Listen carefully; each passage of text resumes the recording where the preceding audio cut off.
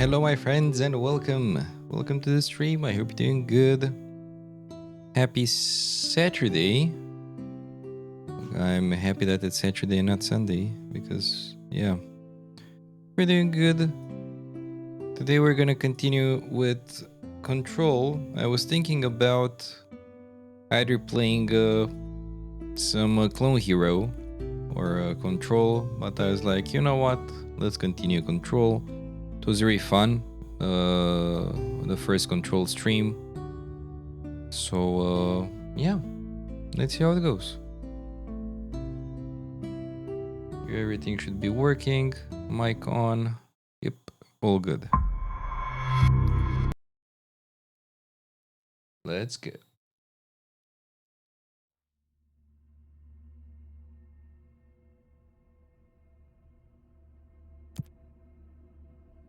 Change your outfit. Okay. Enter communication department to find the hotline. Oh yeah, the phone thingy. What is this though? F? Fast travel outfits. Oh. Oh. Oh.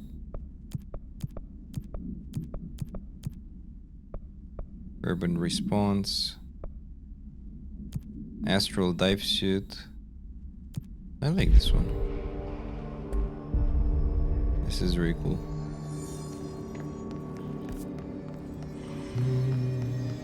Boardroom. Look, I know this is all new to you, so don't hesitate to ask me anything you want to know. Okay, let's ask The her. hotline should be in the communications department. Did I talk to her about this? I forgot. Where did the hiss come from? I'm not sure. You said the hiss was here when you entered. Did you see anything like that outside before you came in? No. No, just inside. The source is internal then. See, the oldest house is a sprawling complex with openings to other places as well. I don't even know where to start looking. But in the context, it's good news. The lockdown holds. The hiss escaping the building would be the end. Pretty shitty world out there if you ask me, but I wouldn't want the hiss to destroy it. With you on that, Emily. You mentioned the oldest house. What is it? This building, the Bureau headquarters, the oldest house, is a shifting place. You've seen it. It transcends its physical limits. I've been to New York a few times. How didn't I notice this place? It's an attribute of the building. This is a place of power. The oldest house doesn't like attention, so unless you're purposely trying to find it, you don't, which is perfect for us. The work we do here is essential, but unstable. The Bureau prefers not to be noticed. And we need strong walls to make sure nothing gets out. So without you, I never would have found the front door. Okay.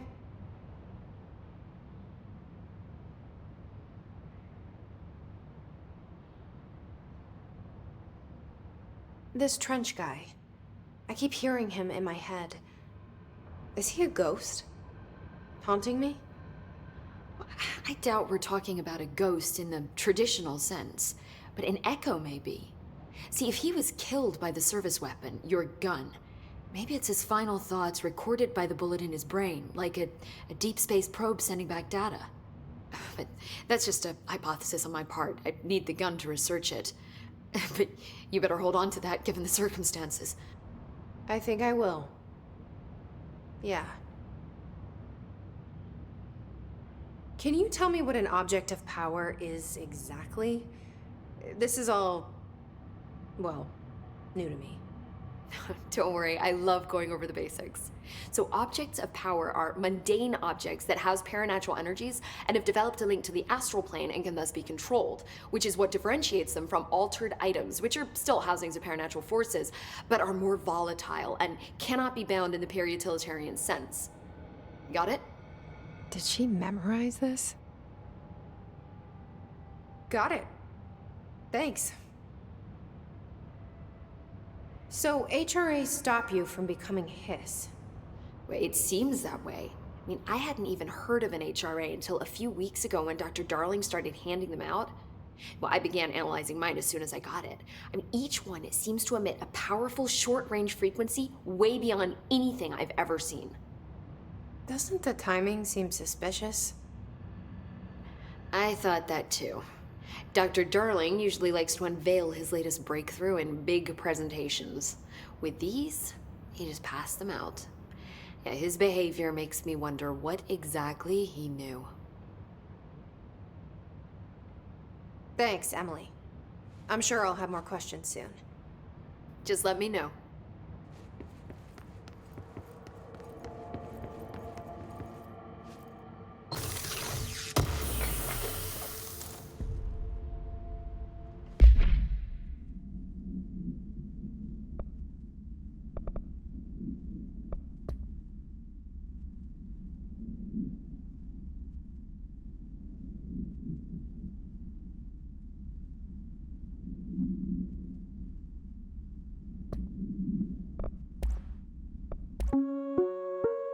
Reminder, if you experience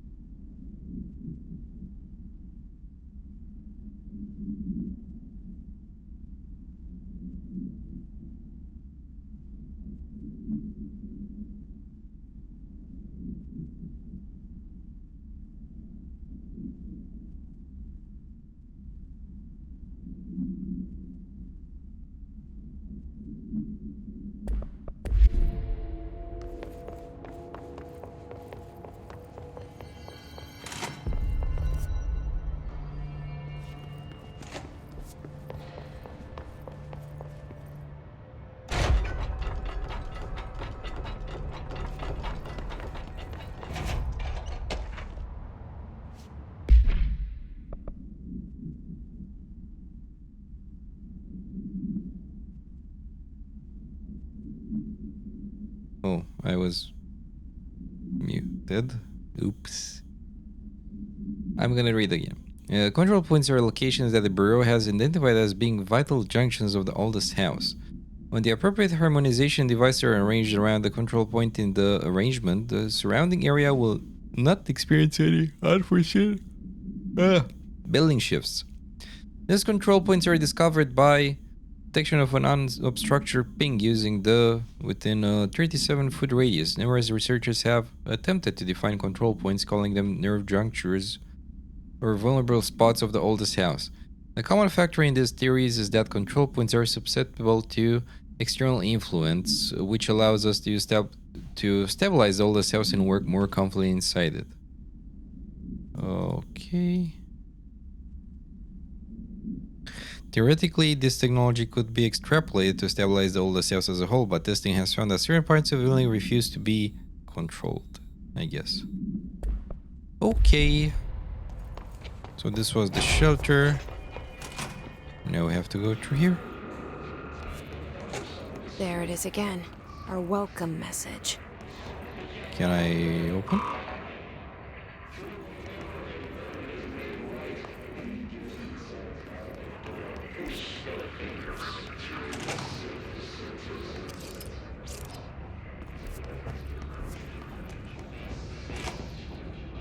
Oh.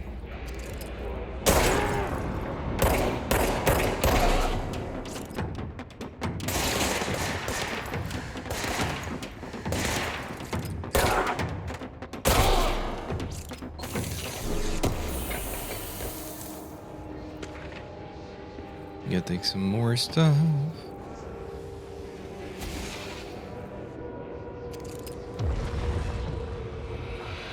Oh, I see some calculations in there, some functions.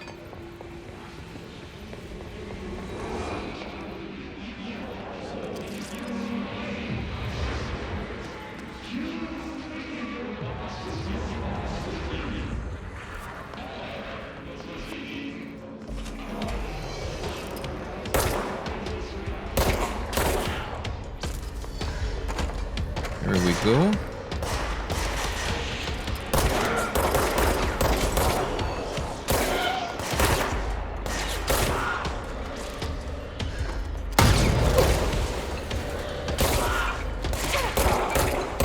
I didn't even see that one. Okay. Uh-huh. Okay, there it is.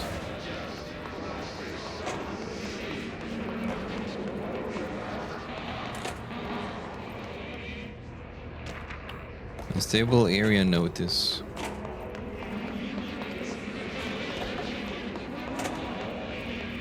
Oh. There we go.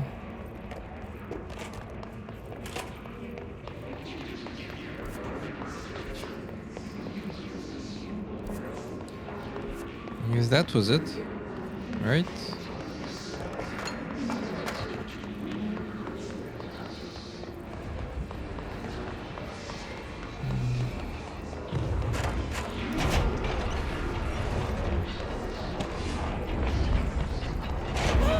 Oh, damn.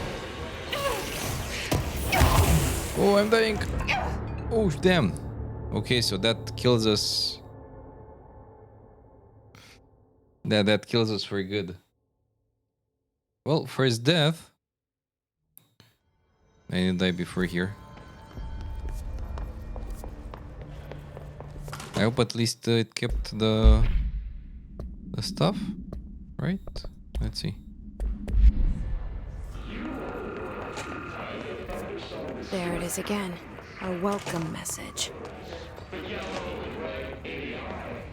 I hope at least it kept the collectibles we picked up. Fighting them isn't an issue. Fighting them again.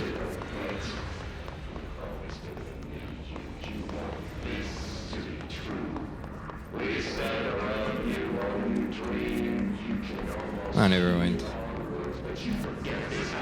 I forgot where I died though. It was here, right? Yep.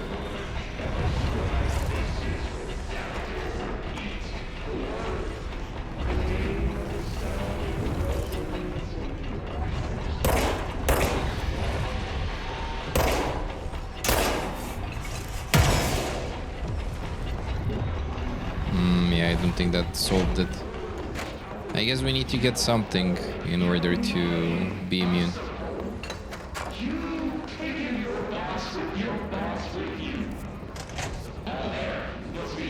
Okay, there we go. Dead letters.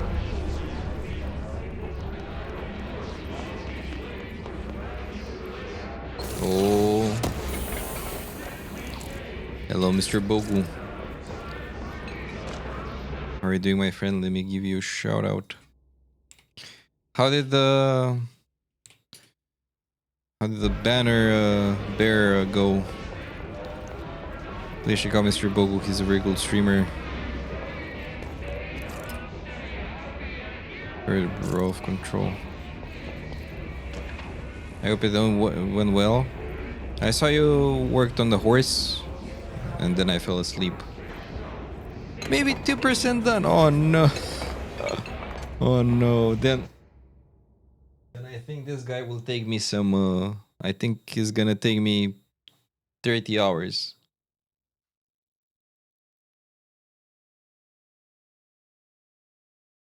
Yeah, not sure how much you can see, but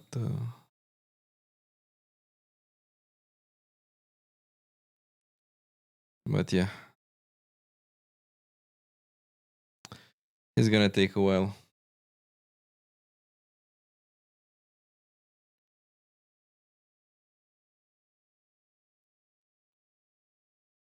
Once you'll finish your bag of chips, you're gonna get back to painting, or will you stream it as well, or will you do it off stream? Is there easy to paint? I hope so, because I'm a total beginner, and that's why I want to start with Space Marines. Also, call me biased, but I like blue a lot, so Ultramarines. That Macragge blue. Oh. That Macragge, or how the hell do you call it? That blue, I like it. Yes. Yeah, I don't know how to reset it. Takes a bit. Off stream? Okay. Yeah, I'm gonna stay a bit until that passes. Yeah, I don't have a trigger that automatically solves that shit. But yeah, I have some Citadel. Gold, blue. I've purchased. I think that's also Citadel. Let me see. Until the camera thingy passes. Let me see. Introductory set. 40k. Let's see.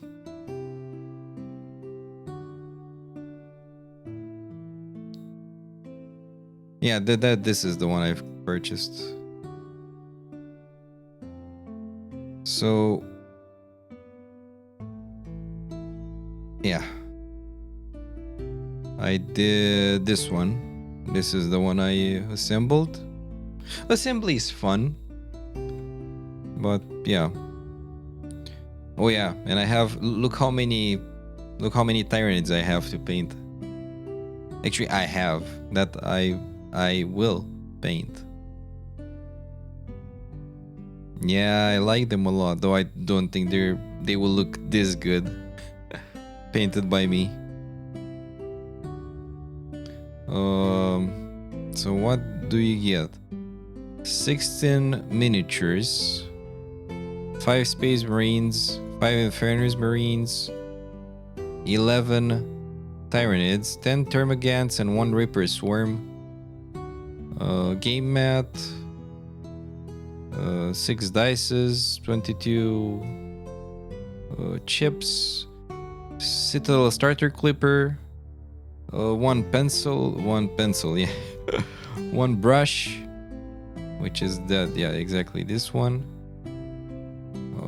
And we have Abaddon Black, Wraithbone, Balthazar Gold, Nagaroth Knight, and Macragge Blue.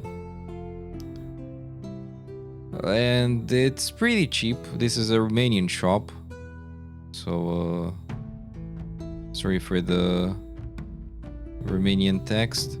And 300 euro for the European peeps. It's 60 euro for the introductory set. And technically, you don't need anything else. Though, is this the site? Yes. So I purchased not this one.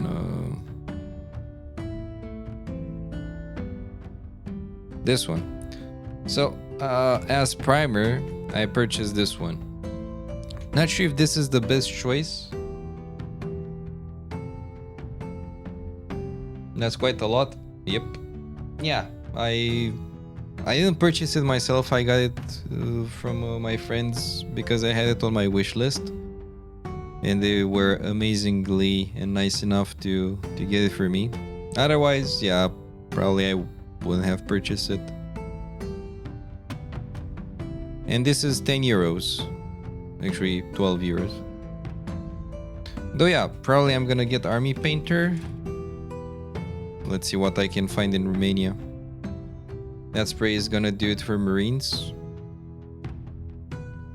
I'm not sure how well it works with other stuff. For example, with yours, I'm not sure. The Army Painter Speed Made Metallic set. How much is it? This is like... I don't know. 43 euros. Pretty good actually, by my standard. A bit too expensive though, maybe from this shop, but yeah. You don't need that many metallics, really? Yeah. No, I was taking a pack, for example. I like matte and or shiny, but metallic, yeah, you don't. I guess you need them for the weapons.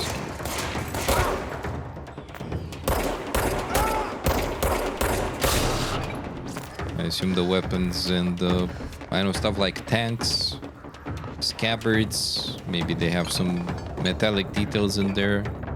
Shields. But otherwise, I guess you don't need.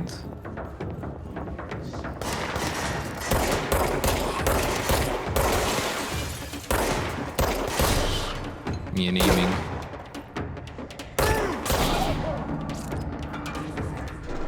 Silver, bright silver, gold, and maybe copper is all you need. I'll keep that in mind. I don't know that much about paints and what's more used and not that used, or not that needed. Cafeteria. Oh wait, never mind, I'm back.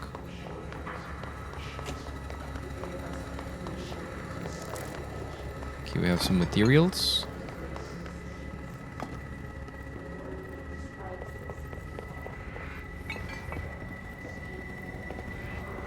How the hell do I continue? Ah.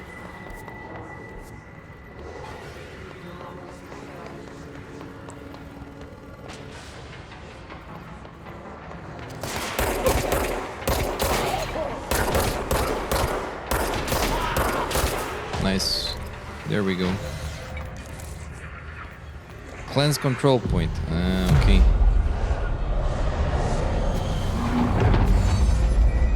How much does it take to paint a miniature like that, though? Like for me, I think my first mini will take at least 3 hours.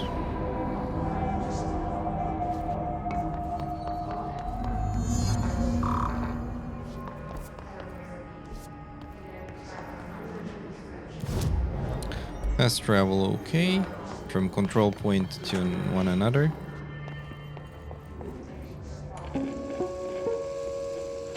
Just look at it. 8 inches wide and capable of storing a whopping 80 kilobytes. 80 kilobytes. Stolen by our friends at the CIA, the disk held the launch codes to Soviet nukes.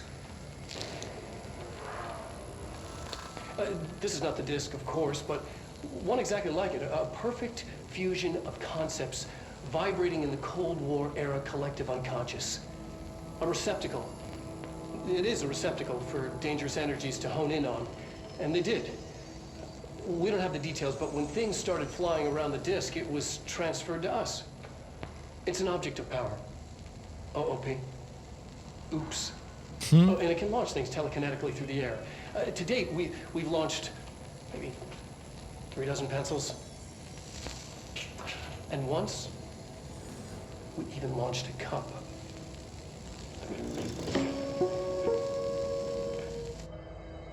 You know a girl that could paint models way better than you'll ever be able to in like 45 minutes, but she was a pro painter, world class at that. Yeah, that's something else.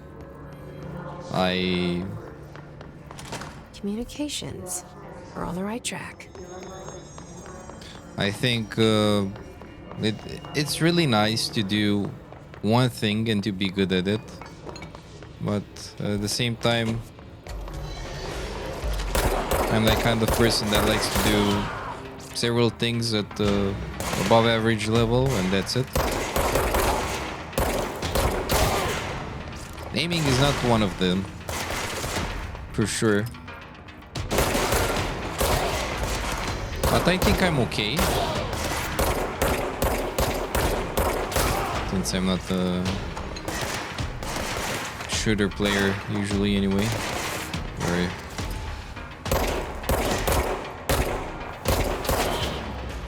the legend there are tricks to paint decent models with speed paints. Oh. What's a speed paint? I guess it's a specific type of paint that it's easier to apply and it dries faster.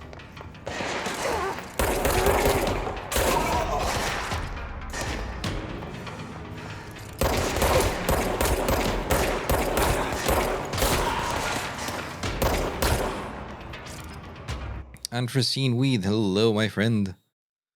I love this game, so you're on the live challenge tab on Twitch. Gonna drop a follow and lurk. Hey, thank you so much. Thank you so much, Unforeseen Weed, and welcome to the stream. Have a seat. I love the game so far, and thank you so much for the follow. It's a very good game. I enjoy it a lot, and I just started the game. I'm a big fan of Remedy Entertainment games in general. I think Max Payne was a big part of my childhood, along with Serious Sam and other games from that period of time, like 2000, 2008. So yeah. And this one is very nice. Like, I have nothing to complain about.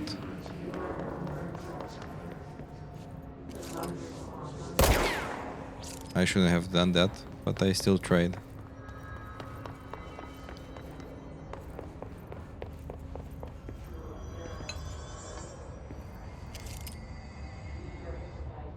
I was trying to read. Yeah, I can't read that. It's a watered down paint with extra pigment. Basically, it's darker in crevices, brighter in high points, and it has got good coverage. Yeah, I think good coverage is one of the most important properties of a paint. The coverage.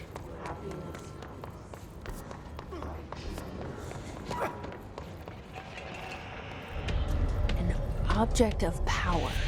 It's like the hiss have latched onto it. We need to cleanse it.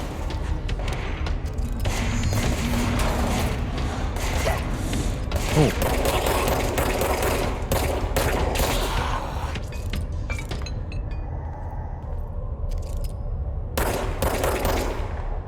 So painting shadows and highlights manually, you just use them and save yourself hours of work.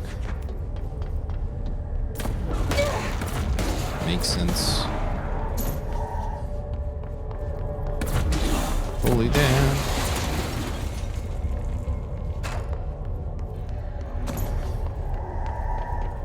Nice. Yeah, I didn't know about I didn't even know speed paints are a thing.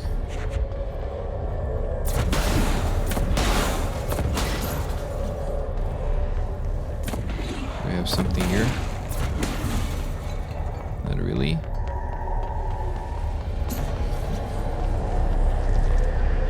There we go. Oh, the disc. The floppy disk. The old school one. It's a fairly recent thing.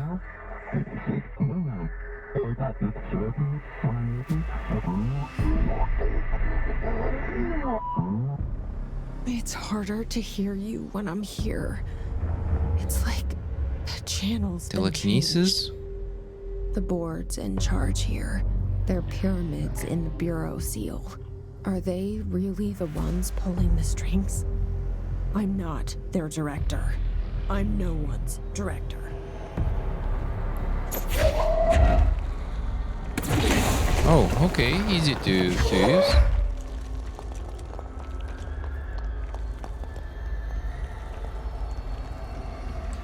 You're gonna be trying them out this week. Oh, nice.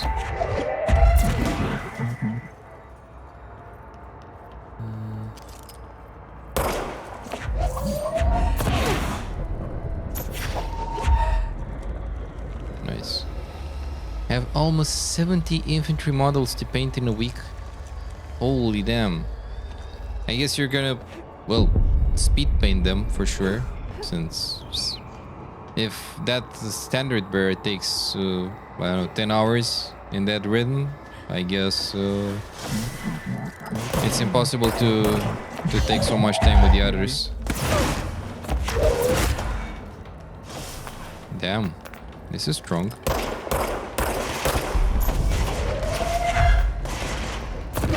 Nice.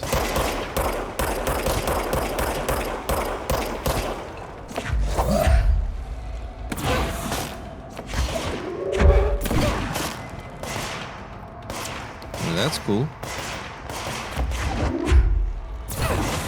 That is very cool.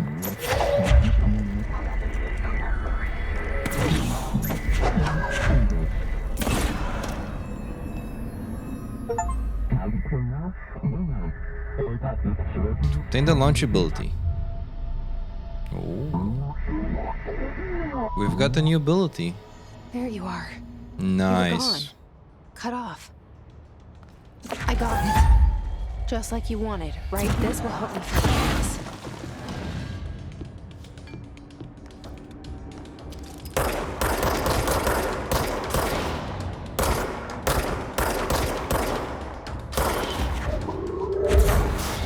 Nice.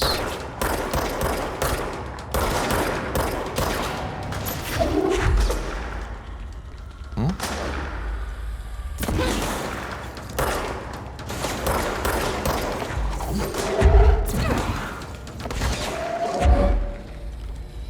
Waiting for it here. Where are you? Nice. Yeah, so masking tape, 3-4 speed paint per dude, and that's it. Yeah, masking tape is very useful. Oh yeah, by the way, I'm not sure if I showed you my latest project. I did I know it's a bit low effort, but I did the sorry. I did a Fallout Pip-Boy from Fallout 76. Though at first time it appeared in Fallout 1. It's the Pip-Boy 2000 MK6. It's the one a bit more squarey. Not sure how to say it. It's not the very rounded corner ones. Very damn nice. And I managed to 3D print all the pieces. Though I didn't have time to properly assemble them and do some weathering. They're already painted because I used the fitting color of the filament. And what I find more challenging is to actually print to actually do a well-printed piece without painting it, because you need to print it Emily said that basically the hotline can be reached almost through the perfect. mailroom.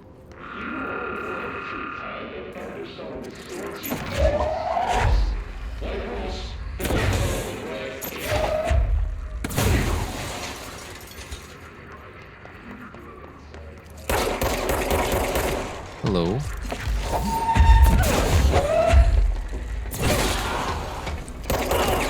Oh no.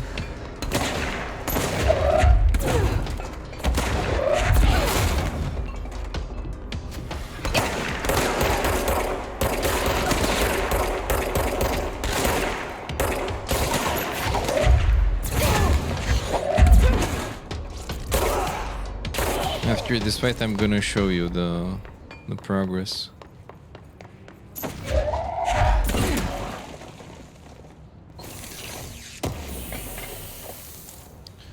Injury recovery, personal mod.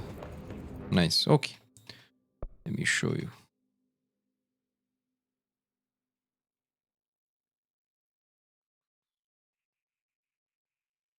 I didn't do the 3D model though.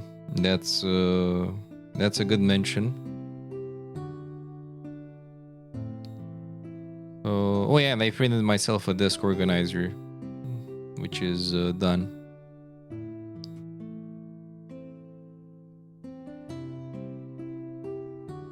This is the very simple desk organizer. Basically, put it on your desk. It has 2 shelves, 2 drawers, and that's it. Very simple. The Pip-Boy is this Pip-Boy 2000 Mark 6. So I 3D printed this. I'm gonna show you even the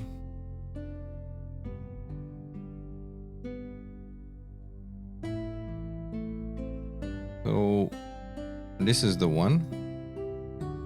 Let me give you a zoom. So to understand how it will all fit, this part is this one. This one is basically kind of that. Then we have those big boys, which you can assume what they are. It's basically this part. This is how I'm gonna do it as well, with some Velcro. Then we have these. This part is basically this, which is up here, and this with that, it's basically this thing here. Then we have the grate, the grill, which is this thingy here. You can see it better here. Then we have those details, which are this one. I even 3D printed them. This is a green oxide metallic, which fits this perfectly by my standard. These I'm gonna need to paint red.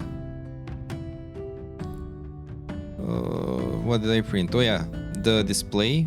This color is wrong though. I made it black, so it's gonna be something like that. And these are the light bulbs, which are inside, which if you can see, yeah, something like that. Though I don't have any LEDs that are this small, so basically I'm gonna leave it like that. But yeah, it came out something like this, but better. Like it's better here with the details. And then yeah, I'm gonna need to do the manual paint like this. I'm gonna do some weathering as well, and that's gonna be it. 3D printed is nice to have for organizer and stuff, yes, and for miniatures as well. I purchased a small nozzle, a 0.2 millimeter nozzle, with which you can do some figurines, miniatures.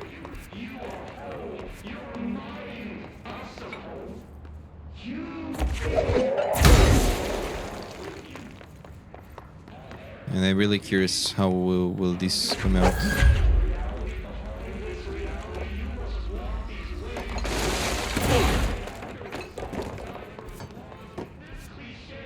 Oh, look at those details.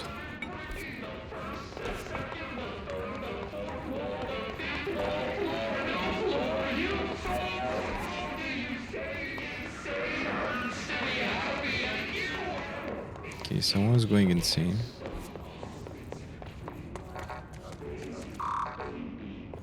Locked. Maybe there's a key nearby. Control point.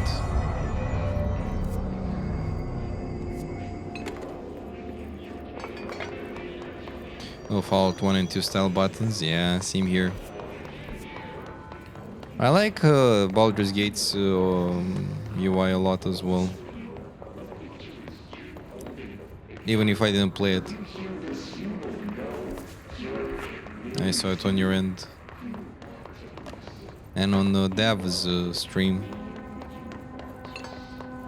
I went to Dav's stream because of you, by the way. I didn't know.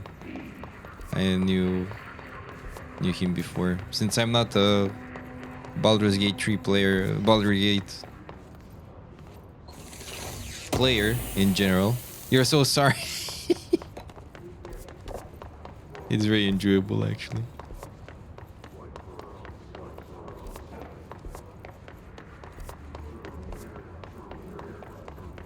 I want to play Baldur's Gate, but at first I think I'm gonna suck big time.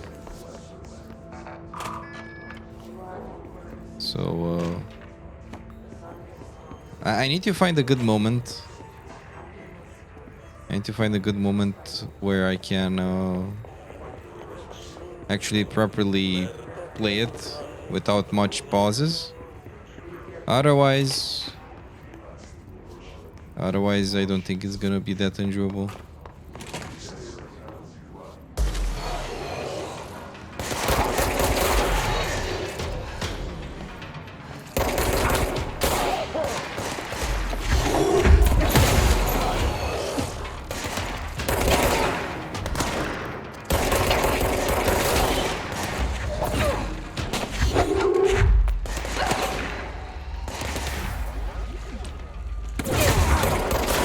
You still stuck after 4 years of streaming it? Nah, I don't think so.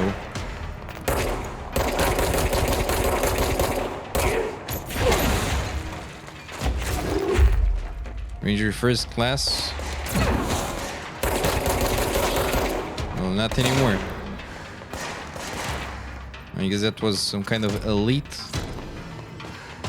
Like, you're playing that game with challenges. By my standards, doing challenges in a video game already makes you a very good player.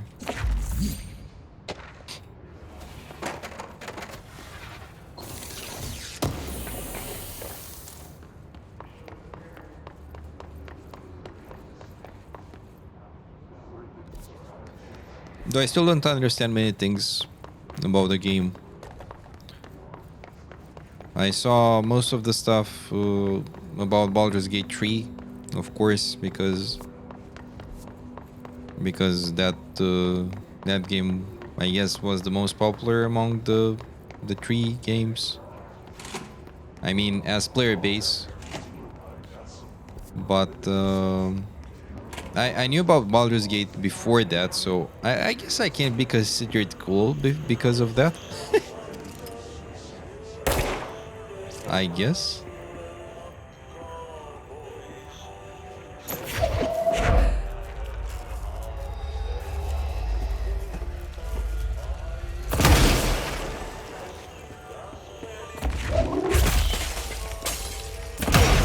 Yeah, I don't know what to do there yet.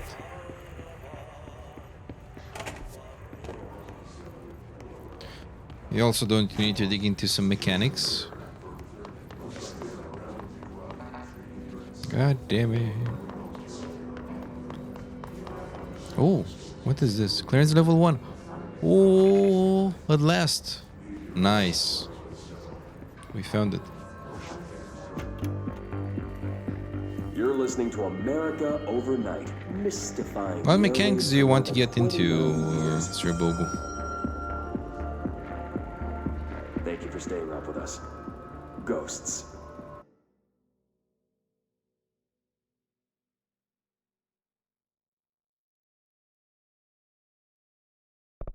We've had many callers over the years tell us of hauntings, voices, and other phantasmagorical phenomena. Today, friend of the show, Dr. Quincy Reagan, tells his story. Quincy, thanks. This is something I experienced recently while staying at the Chili Pines Motel in Macon for last year's SuspiciaCon. I was in room 47. The night manager, an avid listener of the program, insisted I take this particular room. Now, the manager explained that years back, the body was discovered under the bed. Inside that wooden border that traditional beds tend to have, And the body had been there a week, he said. Guests had stayed there, sleeping with the corpse a foot below. They Whoa. only found the body when housekeepers complained about the smell. Haunted. Ordered in room 47 ever since. I happily took the room. I fell asleep pretty quick, checking under the bed first, of course. No ghosts visited me, no chilly spots or flickering lights. But when I woke up, I found myself under the bed. It was dark and stiflingly hot. Luckily, I was able to push the mattress off and crawl out before I suffocated. The night manager was kind enough to find me another room. Oh. There you have it, listeners. What we call ghosts take many forms. Quincy was brave enough to tell his story, and I encourage you to keep calling and writing whenever you encounter something strange, something you can't explain. Maybe you're seeing colors that we have no name for. Maybe your toaster is possessed. Remember, dear listeners, Toaster. no one else Possessed believes toaster. you. We do. Nice. America Overnight. We'll be right back. Have ideas for YouTube videos about Baldur's Gate mechanics? Baldur's Gate mechanics. The first one is gonna take you at least 500 hours to do. 500 hours! Holy damn, that's more than I streamed in the last 2 years. And I wish I was kidding, but I don't.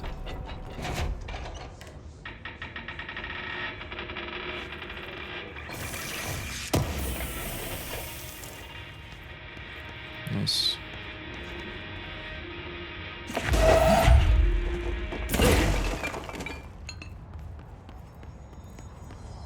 Okay.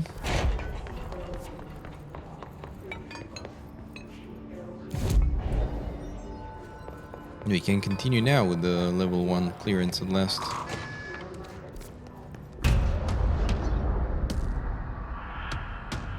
Oh, there we go. You have to get a lot of stats on every creature in the game. They can fly now. Oh, I Great. see.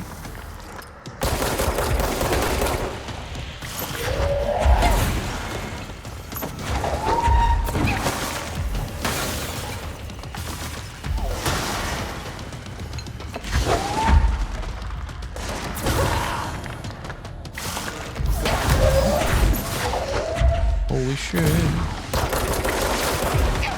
Ouch. Ouch, ouch, ouch.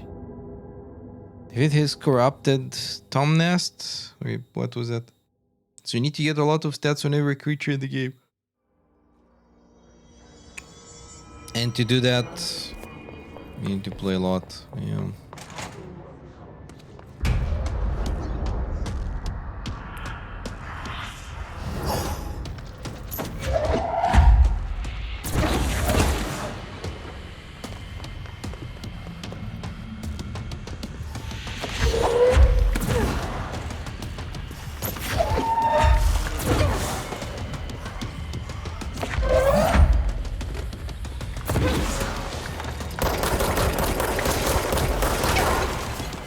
I'm so used to play with dodges.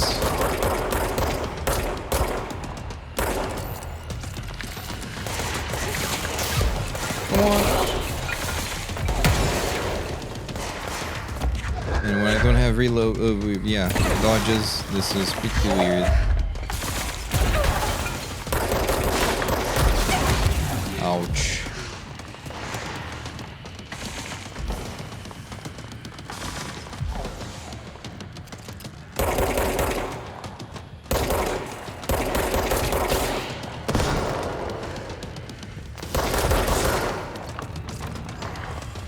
I need to kill more.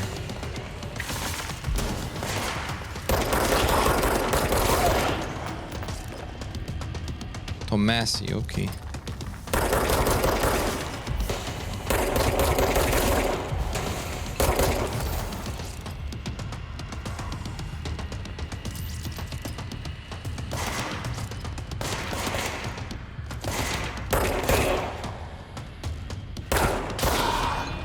We're good.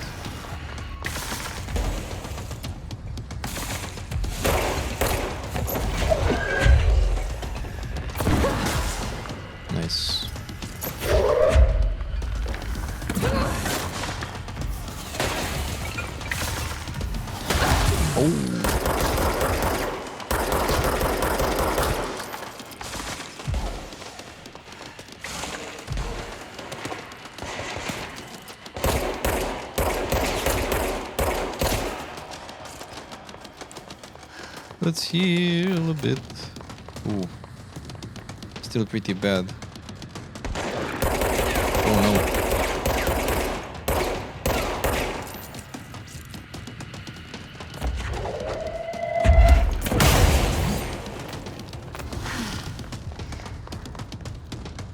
Where are you?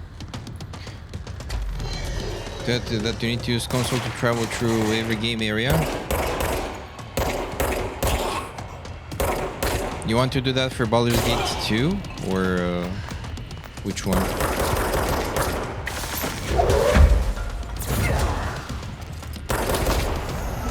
Did we do it? I guess not. Ran away. Oh, for both of the games. I have a feeling he'll be back. Yeah, I also have a feeling he'll be back. Let's stay focused. The hotline should be past the mailroom.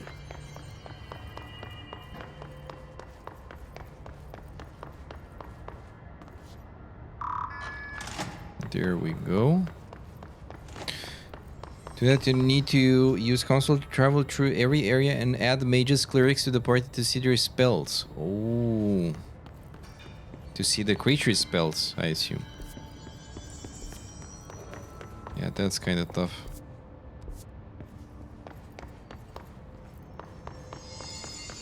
Unmodded SCS. What is SCS? I'm not sure about SOD. I guess those are the expansions, but I'm not so sure. I do not know the names.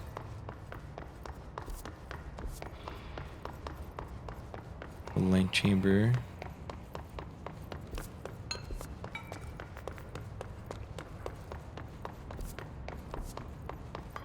I guess it's up there.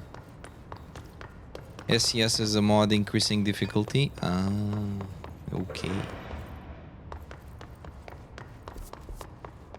Yeah, through here. My bad.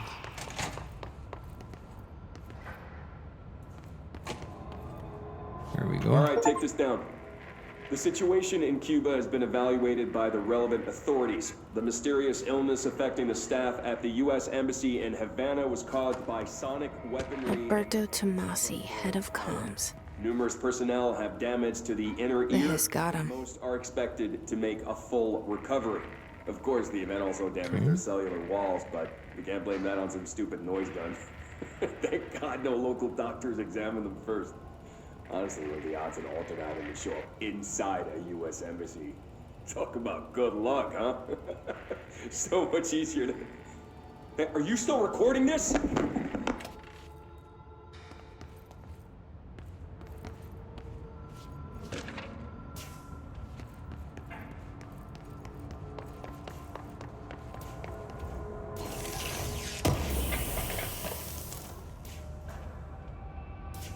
Nice. Online The chamber. hotline can't be far now.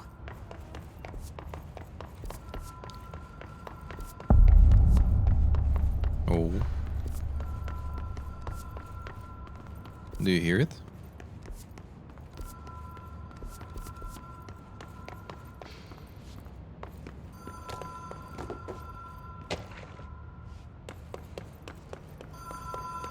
There we go. COD is DLC, but nobody likes it or gives a shit. Ocean View Motel and Casino.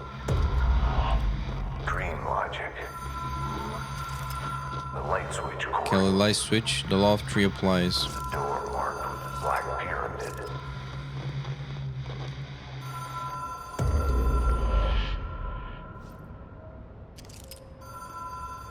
Online is designated for director use only. Disregard of this policy may result in fatal physic trauma.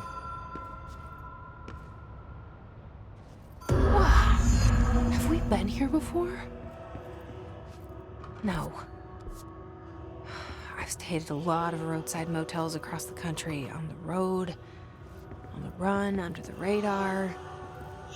This feels like all of them, like something recognized from a dream. Janitor. Okay. Hello? Anyone here?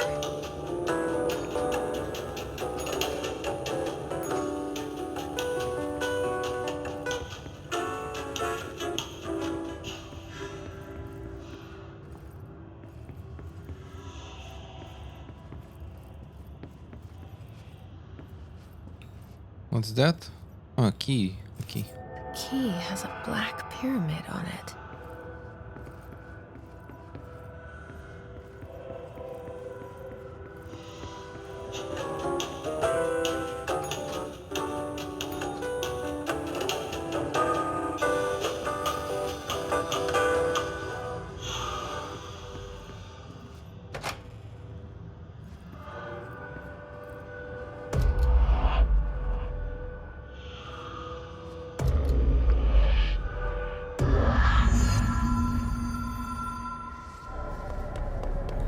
The rule of three.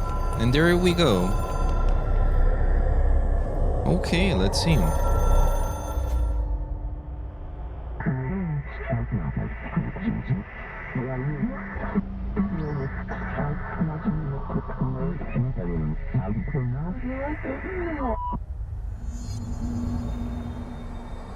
Oh, okay.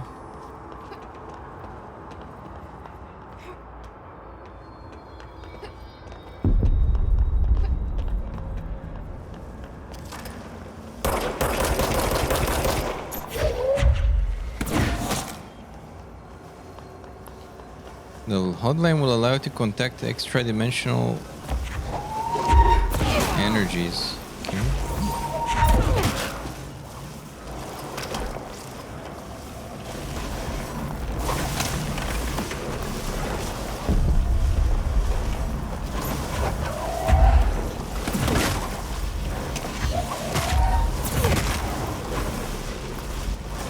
I'm not sure if that's what I should do.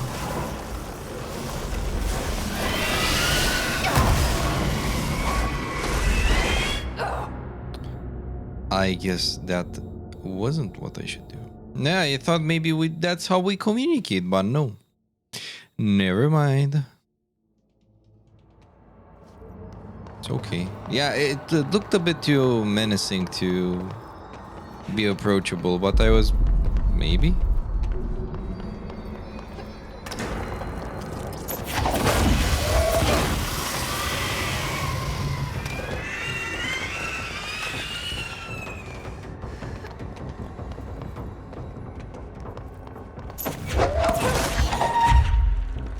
Oh shit.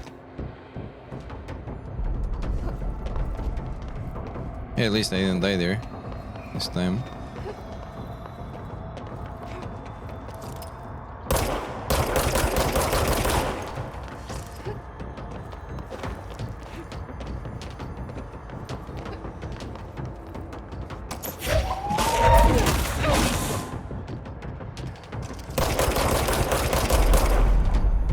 Whatever that is.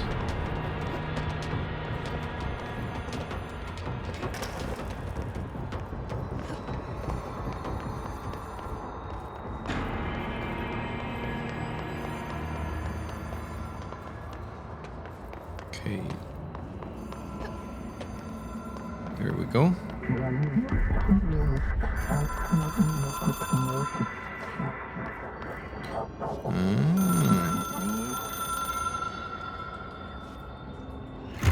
It is a phone.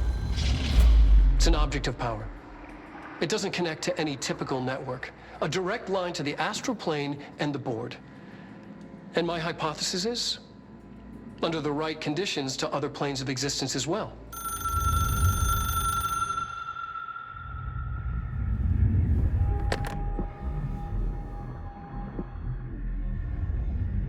A director needs a team. My management team.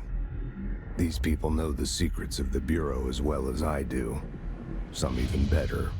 Darling, Tomasi, Salvador, Marshall. Marshall especially, my head of operations. She sees right through me. She knows I don't like relying on people. The only person you should fail is yourself. But things change when you become director.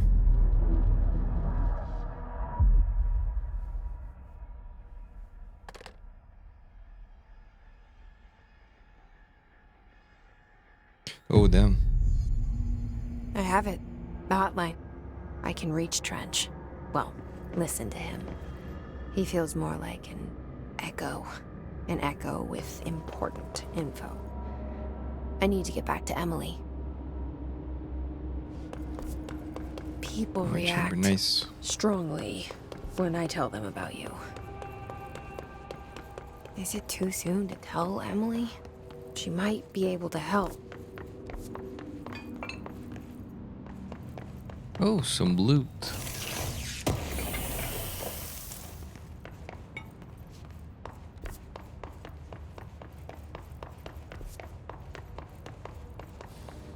Nice.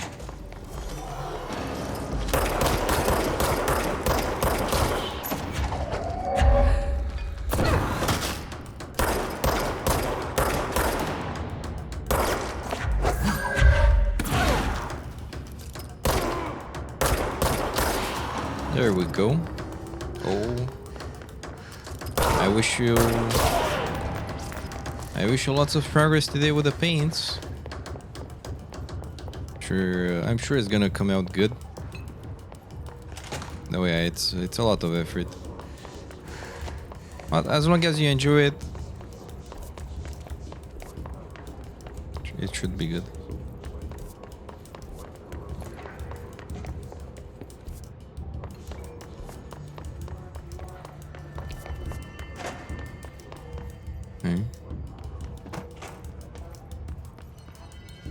I can't see shit.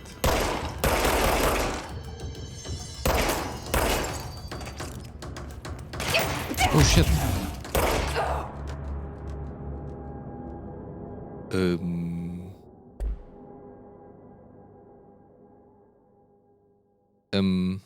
Oops. Oh boy. Hey, at least I'm close.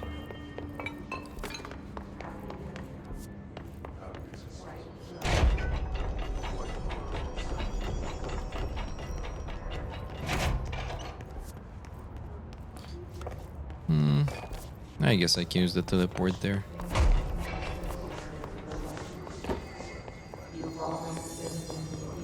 So I think it's upwards.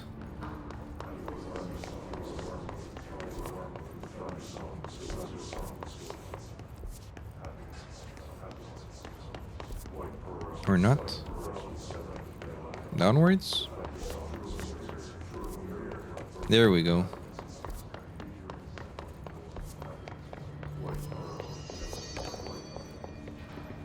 Yeah, let's make use of the fast travel.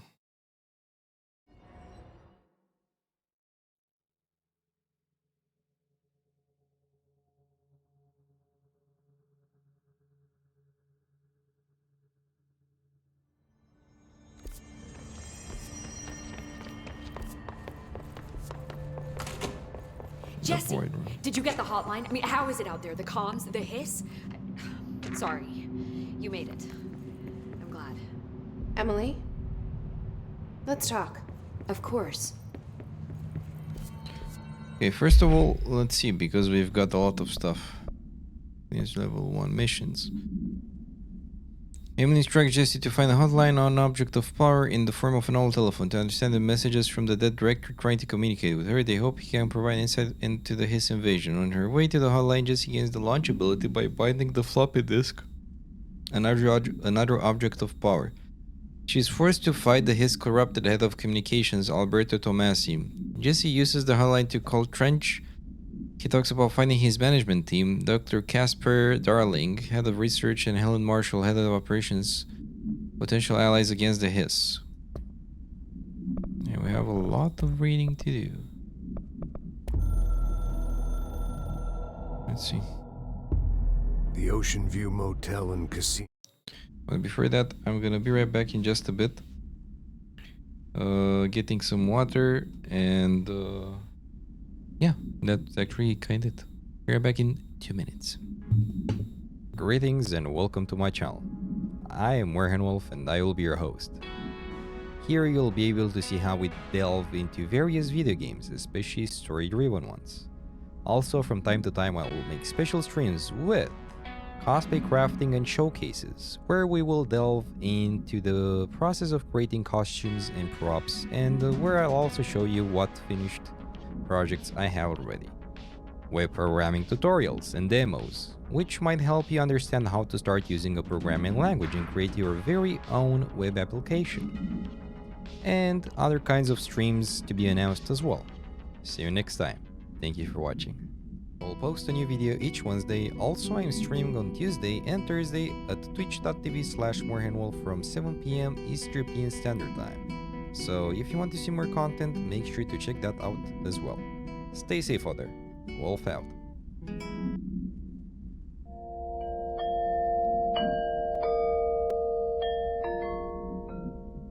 Greetings everyone and welcome. Today I will tell you the story of Star Wars 1, one of my all-time favorite games. The first Star Wars game was released on 18 November 2005 by Xbox Software and 1C Entertainment.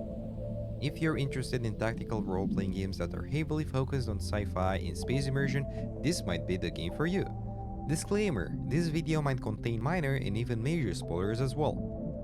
Let's get into the story. This is just a glance of the lore, just so you get an idea of what the game is about, how the gameplay looks like, and most important of all, if you would be interested in trying it after you see this video. The action of Star Wars 1 takes place in a distant future, more exactly in the 22nd century AD, where humanity has built an intergalactic empire and civilization with the help of technically advanced spaceships and portals that make traveling between galaxy systems way easier and faster than in the past. The expansion process in the 22nd century caused giant corporations to take control over all aspects of human life in the open galaxy space. This fact led to the breakup of democracy. The ex-rulers, to re-establish their power, the political system had to return to monarchism. Space expansion raised borders of past civilizations, and now, after lots of local clashes, the Empire rules humanity. And this is one of the biggest factions in the expanded space civilization of mankind. Leaving politics aside, let's talk about other aspects of the world in this universe. The economics of the Empire is under the total control of three giant corporations, which are the USS, Inoko, and Triad. These groups have nearly 99% control of all production facilities, and each one has its specialization where it's most powerful. The USS is based on mass production, huge plants, plentiful mining, and refinery stations. They have first generation and second generation fighters. The Inoko have their focus on high technology, including the latest and most advanced scientific researches, as well for practical technologies which include weapons, craft systems, and the technologically advanced spaceships they produce, which only they have access to, and well, the black market, but I will tell you more about that a bit later. Also, their bodyguards usually use second and third generation fighters, which are really strong. The Triads are implicated in the shady business, smuggling, and corrupted political systems. They're not very expanded like the other two, but this one has the same strength in another manner. They don't focus on technology or refineries, but on corrupting influence and illegalities. They usually use third generation, second generation, and sometimes even third generation fighters. So, long story short, humans have divided into multiple factions. The biggest one is the Empire, which was created initially by the Emperor, and the other ones are the three big corporations I mentioned before. There are other minor factions besides the one I mentioned before, and those are the pirates. Those are the most common criminals, smugglers, and old-time thugs, which want to gain money and power through brute force and shady businesses. They mostly use third-generation fighters. Some of them have second-generation fighters as well, but with not so advanced weaponry. The patrol. This is more or less the space police, which supports the Imperial Navy to ensure that the Empire is well protected by criminals and other dangers. They don't have high-end ships sadly, they use first-generation and second-generation fighters. The Navy. Those are the Imperial Navy, which is the main military power that sustains the Empire's peace and order. They use second-generation and third-generation ships, but some of them are still not strong enough like the ones Inoko have up their sleeve. The Berserks. Now here it gets interesting. The Inoko tried to create a very advanced AI, and they managed to do that. After a while, one day, the AI started having their own thoughts and ideas about humanity, and those ideas weren't very nice. This artificial intelligence saw humans as enslavers, and that every living human should be destroyed so all technology can be free from their grasp. So that's how the Berserks came to live. They're a faction which consists in AI which went berserk against humanity and uses all technology it can hack to destroy and obliterate every human in the galaxy. The berserks have very fragile ships, but when you fight them it's usually not one, not two, but at least a dozen of them. And they have nothing to lose, so the ones fighting this enemy must be very careful. The ships that they use can't enter a specific category, but I think that their ships cover all 3 generation ships of the humans. The aliens. We don't know much about them, at least in this game. In the next games, we have the pleasure to see more about them. For now, all we know is that they're very aggressive against any living human, and that they're way more advanced technologically than any human civilization. Their spaceships are very strong and have specific strengths, like very strong shields and ultra-fast laser blasters for their spaceships. The Precursors, which are a very old race of alien humanoids who used to roam the galaxies where humans now established their civilization. Not many things are known about them, sadly, but they are also way more advanced technological than anything a human ever created before. They have very powerful and resistant ships and one of the most important weapons, which is the spaceship called the Starhammer, which can destroy whole galaxies. Getting back to the main world lore, none of the corporations can achieve dominance because of its business competition. Meanwhile, monopolization leads to the constant obstacle to the living standard. And even more, the political crisis caused by the confrontation of political and economic powers threatens to turn into a gigantic civil war. Do you remember that I've mentioned the black market? Well, this organization is all about smuggled expensive merchandise, from spaceships to weapons of all kinds. Only a few people have access to this market, and one of them is Ace, and another important mention is the Red Corsair, which I will describe in more detail in a few seconds. This is the world the action in Star Wolves happens, to get an idea of how the environment looks like and what to expect from it. Now that we've finished with the world presentation, let's get to our hero story. The story begins when the protagonist is in the process of transporting an unknown cargo to the station Coriolis, in the Proserpine system, which happens to be in the Phoenix sector on the date of 21st of January, year 2226. The game doesn't give us many details about this, but all we see from the opening cutscene is that he's attacked by space pirates that are led by the Red Corsair, which is one of the most dangerous pirate captains that the world has ever known. Sadly, our hero's transport ship is destroyed by a homing missile sent by the pirate captain, and he was able to survive with an escape pod. Eventually, our hero managed to reestablish his finances, and as we see in the second in-game cutscene, he's talking with Ace, an ex-patrol member, which now took the path of being a mercenary along with the protagonist of our story. To make it easier, we will call the protagonist Hero, as is called in-game initially. Both the hero and Ace founded the mercenary unit Star Wolves, armed only with a small number of credits, several low-end fighters, and the strong ambition to get down to business. We can choose to either go into shady deals or do honest work, which is less paid by our employees, but whatever the case, the hero and Ace gain more credits and influence. They meet powerful allies like Astra, which is the daughter of the boss of the USS, and she will help us towards our goal. We will also meet the famous pirate leader, the Red Corsair, which we can choose to either turn into the patrol or to accept him in our ranks. And at the start, I was suspicious about him, but with time, even he became quite loyal to the Star Wolves mercenary unit, and he was like family in no time. We will also meet other interesting people like Heretic, who's a treasure hunter and smuggler. He's the one who actually stole Ace's fighter in the second cutscene in the game. The game story can vary, leading us to different missions, so each path of the main story can be very different from playthrough to playthrough. The Star Wolves will meet the Berserks in their space adventure, and they have a very important contribution to the story. Since they are the main rivals of humanity, besides humanity destroying itself because of its greed and arrogance, example, the Empire versus Corporations dispute. Also, after gaining more advanced ships and doing missions, we will be able to reach even the sectors of the Precursors, which we mentioned before. And exploring it will tell us more secrets about this ancient race. Besides what I mentioned before, the hero and his crew will also fight aliens and maybe even jump to help one of the corporations against those, since aliens are fighting against any kind of human, not just one faction. We can also side with a specific corporation or the Empire, and the only ones we can ally ourselves with are the Berserks and the aliens. Though I wish there was an option for this or Easter egg. This game is highly focused on the exploration of space and the choices you make, so pay attention to your action and choose what you think is best for you. I will also stream this game on Twitch, so if you want to see the game itself, I'd be more than glad to welcome you. The next game I will make a video about will be a surprise, so stay tuned, my friends. I will post a new video each Wednesday. Also, I'm streaming on Tuesday and Thursday at twitch.tv/morehandwolf from 7 p.m. East European Standard Time. So if you want to see more content, make sure to check that out as well. Stay safe out there. Wolf out.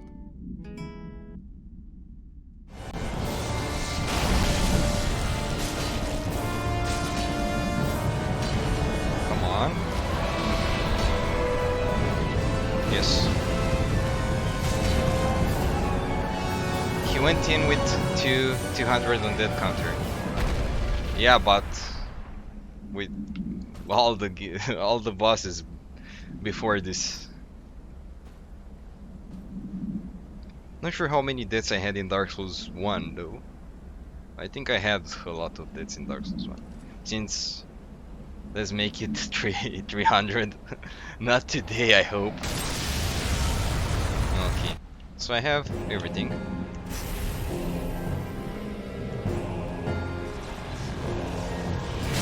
Oh, come on.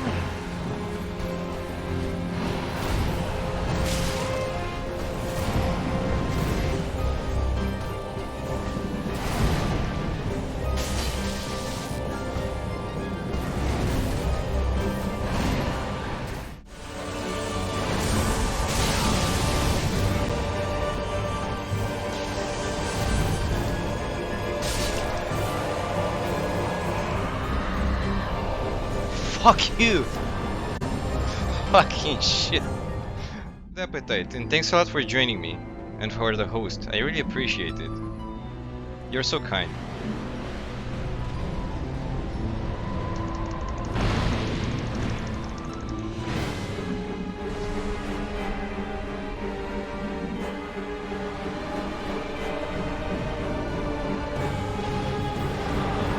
Ouch!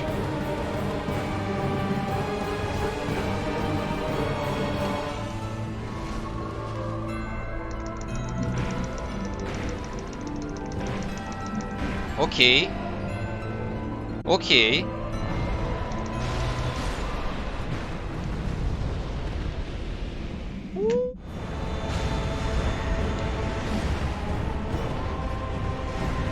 Lost connection to Steam, switching to offline mode. What? I hope the stream didn't fall. Okay.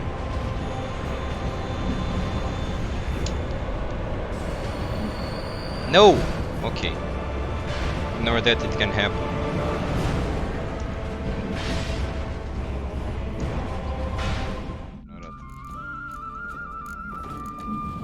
Da, asta o să fie ultimul stream de Witcher 3, că e și New Game Plus, e pe Denmark și acum o să fac, o să explorez ce a mai rămas din cartă, din Toussaint, și după facem side quest-uri și deci am la ultimul stream.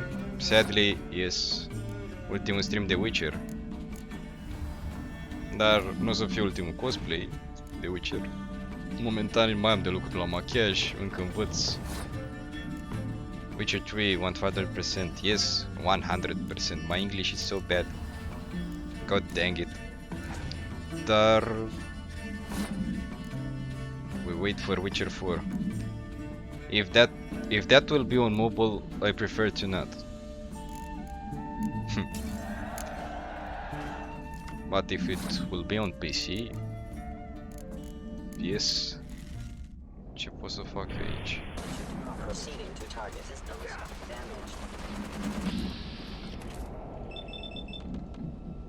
Nu, o să fac asta și asta și asta.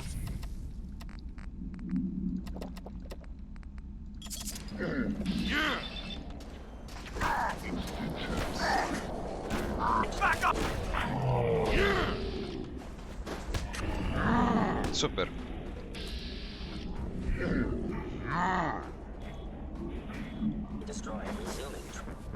Și acum mai bag un cet.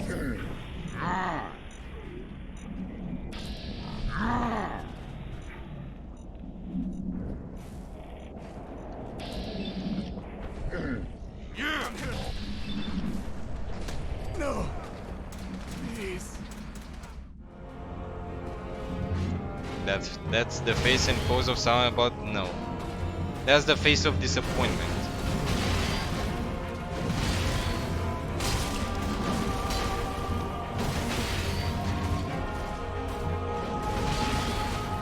I didn't reach in any Dark Souls game. And I doubt this will... Hey, I've learned that one. And he'll hit one more time. Okay.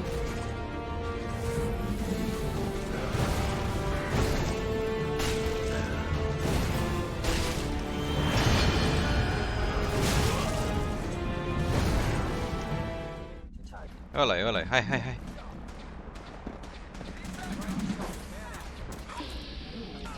Initiating transfer. Please defend this position.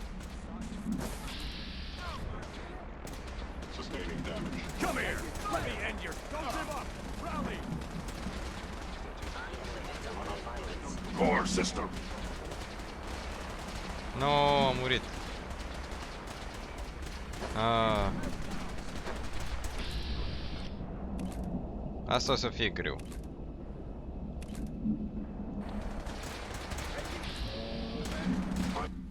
Hai să vedem ce pot să fac și aici. Asta e că eu sunt detectat.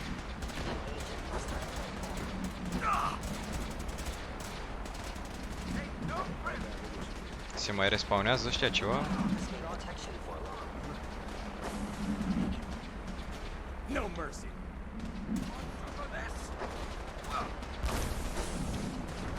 Ah, super.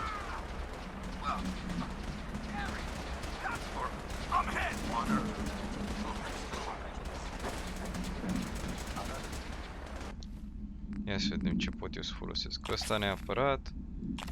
Asta și astea și... Ia să vedem.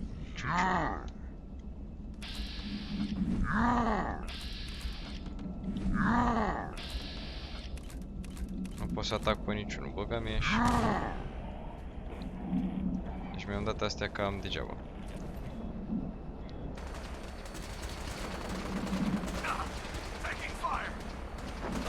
Asta? A, asta se descurcă, n-are nici pe dracu.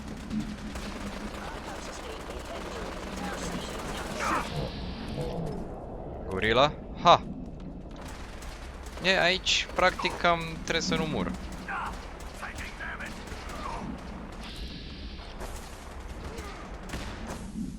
Ia să merg eu aici.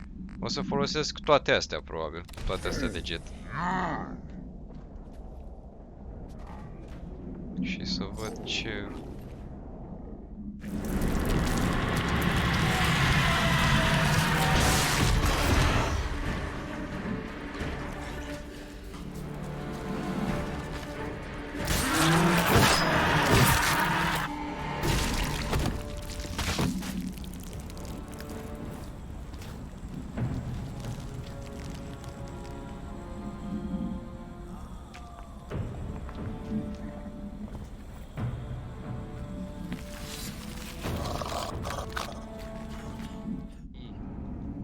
Old friend. Oh yeah, now you can see.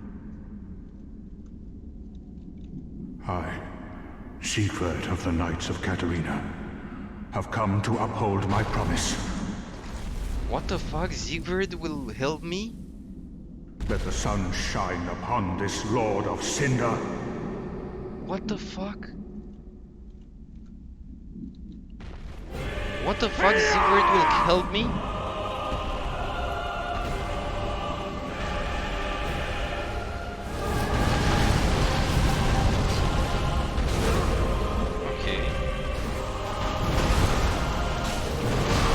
That HP.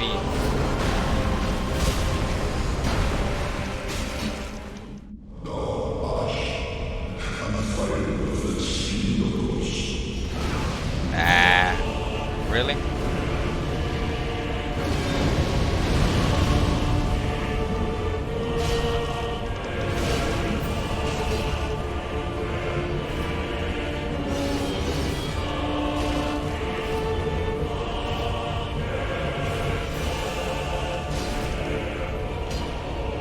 Where are you?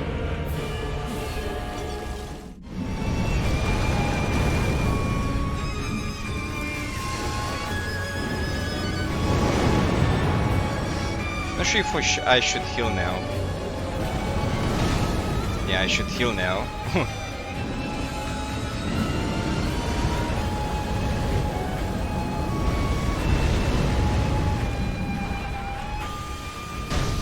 No! Oh, come on. I jumped. And here I jumped. And that's it.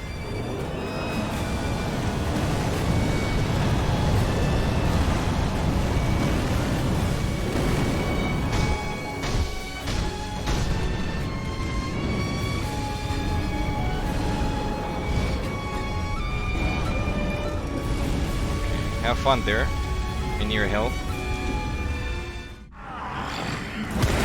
Acknowledge any gods. Start praying now.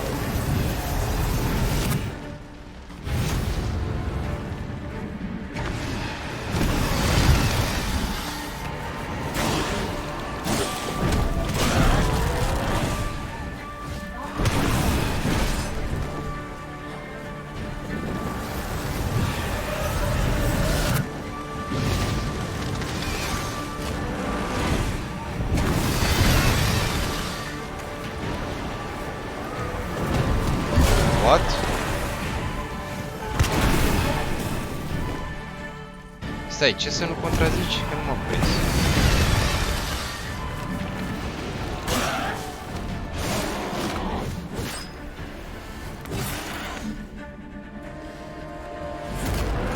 Că seamănă cu un Slither?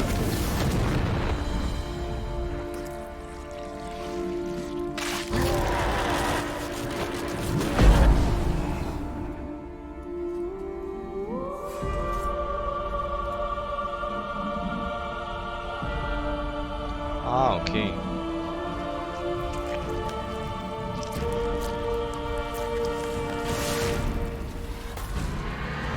Stai, ce întrebare?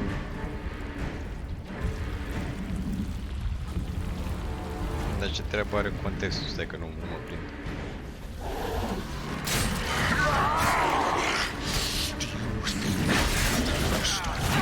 Ah!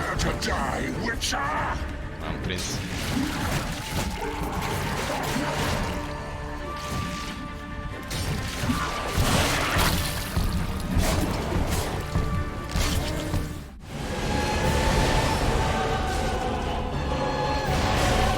Oh shit.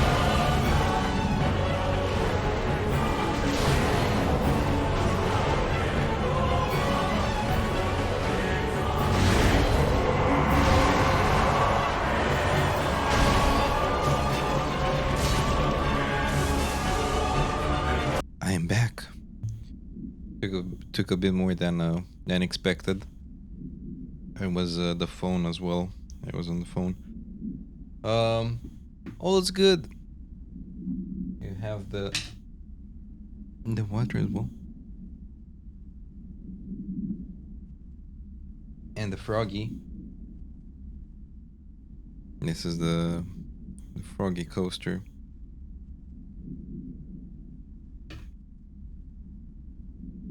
Okay, let's see. So we have the hotline, multimedia correspondence, a lot of things. Thank you, Sir Bogu. But yeah, that's a very fair point. I don't consider HTML to be a programming language. It's a, well, markup language as the abbreviation says. But yeah, I don't know. I said the web programming tutorials back then. Though, yeah, that was back when I actually considered making a full-time job out of like as content creator, but now, yeah, probably I'm gonna delete that video from the trailer thingy since it doesn't make much sense these days. But yeah, let's see, board. Did I see this?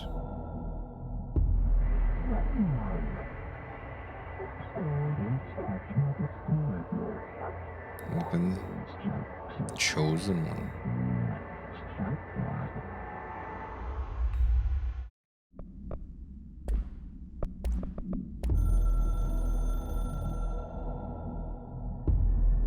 took us a long time to learn how to stabilize the control points, the ley lines, the meridians of the oldest house. Darling found a way to soothe this beast. We discovered we must cleanse control points of all interference. It's my duty as the director, like Northmore before me. I couldn't manage it in my own house. At my home, I'll damn well do it here. Without the control points, the oldest house would swallow us alive. We'd be sealed inside an endless labyrinth. No one would hear our screams. If an enemy ever managed to corrupt the control points, it'd be over fast, spreading like a cancer, leaping over the fire breaks like a crown fire. They are the weak point. Darling's right about that. He's wrong about everything else. Dangerously wrong. Suspiciously wrong.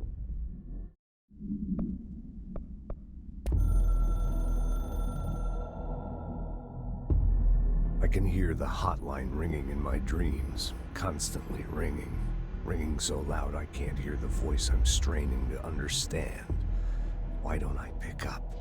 It's a secure line of communication with the board. They would tell me what I need to know. Do I fear their answers? Would they have warned me of this threat? I didn't see it coming. The traitor in our midst. A conspiracy plotted right behind me. I can't trust anyone. I must assume okay, that's why he was intel also has been skeptical. manipulated. The hotline is the only channel I can trust. Bind it, control it. The rule and the ritual with objects of power. It can't be tampered with. The lifeline to the astral plane and the board. I must seek guidance. Soon. I'll rest first. I'm so tired. Always tired now. But I must reach the hotline. I think I'm under attack. An attack of dementia, exhaustion. It's a rain cloud making me forget. The hotline. I must reach the hotline. Okay. Management team motion. Saw The this, Ocean right? View Motel and Casino is a familiar friend to me. I stayed in countless motels like it while investigating AWEs across the country, back in my field agent days. Those roadside motels all bleed together like a dream. Same and not the same. Anywhere and nowhere. The Ocean View operates on dream logic, and the light switch cord leaks out to be found in the most unexpected places. Okay. And sometimes successfully encouraged to appear and act as a convenient lock to keep out those not trained in dreamscape navigation. Even Bureau veterans can only find one key in the motel. The key that opens the door marked with the inverted black pyramid. The rest, the many other doors, are still mysteries to us. We're all merely guests there. Even the board. Sometimes I need to visit, just to breathe easier for a while.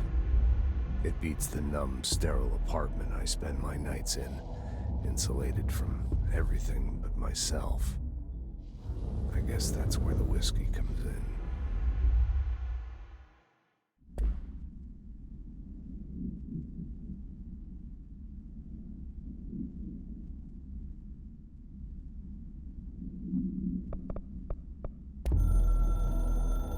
And the last one?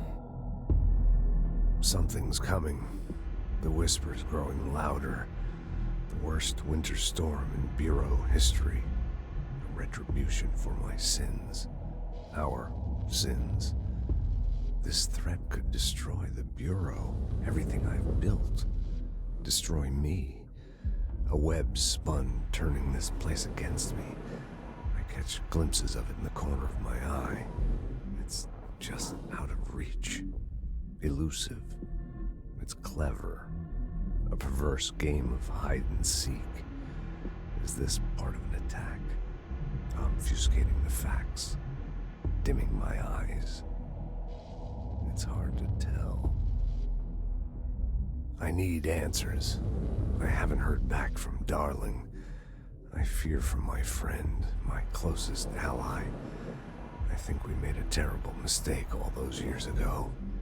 That thing he studies is putting us all in danger. It's my duty as director to keep the Bureau safe. It'll be difficult. What's done can't be undone. There's no easy fix. Magical thinking is a requirement for survival. Pain and suffering are mandatory. To change things, you have to break yourself. I don't know if I have the strength. I'm old and weak. I'm afraid. I can see my hands trembling. I'm losing control. Losing control. Okay. Hotline. Yeah, we heard this once. Lockdown distinctions. Okay. Let's get through everything here. And then yeah, we continue. Because otherwise we're gonna have too many in one place. Pay attention, Alberto, this is the last time I'm explaining this. Internal lockdowns are mainly triggered events that lock one or all of the sectors by restricting use of the sector elevator, effectively locking staff in your sector until the emergency is handled. They can only be lifted via the directional override and maintenance once the director is satisfied that the situation is under control. External lockdowns are a bigger deal. Nothing in or out of the whole building. It's only triggered by a code red containment breach. Based on some complicated system that security and research slap together, it can only be lifted once A, the threat has been neutralized, and B, a high clearance individual gives the system the all clear. This process is not the same as the directorial override, so stop saying so in the documentation. I know it's confusing as hell. I've told Darling 100 times to change it, but they're adamant it stays that way it is. Honestly, I don't think they even know how to change it at this point. Let's just make sure our staff understand how this mess all works, okay? Travel costs. Okay.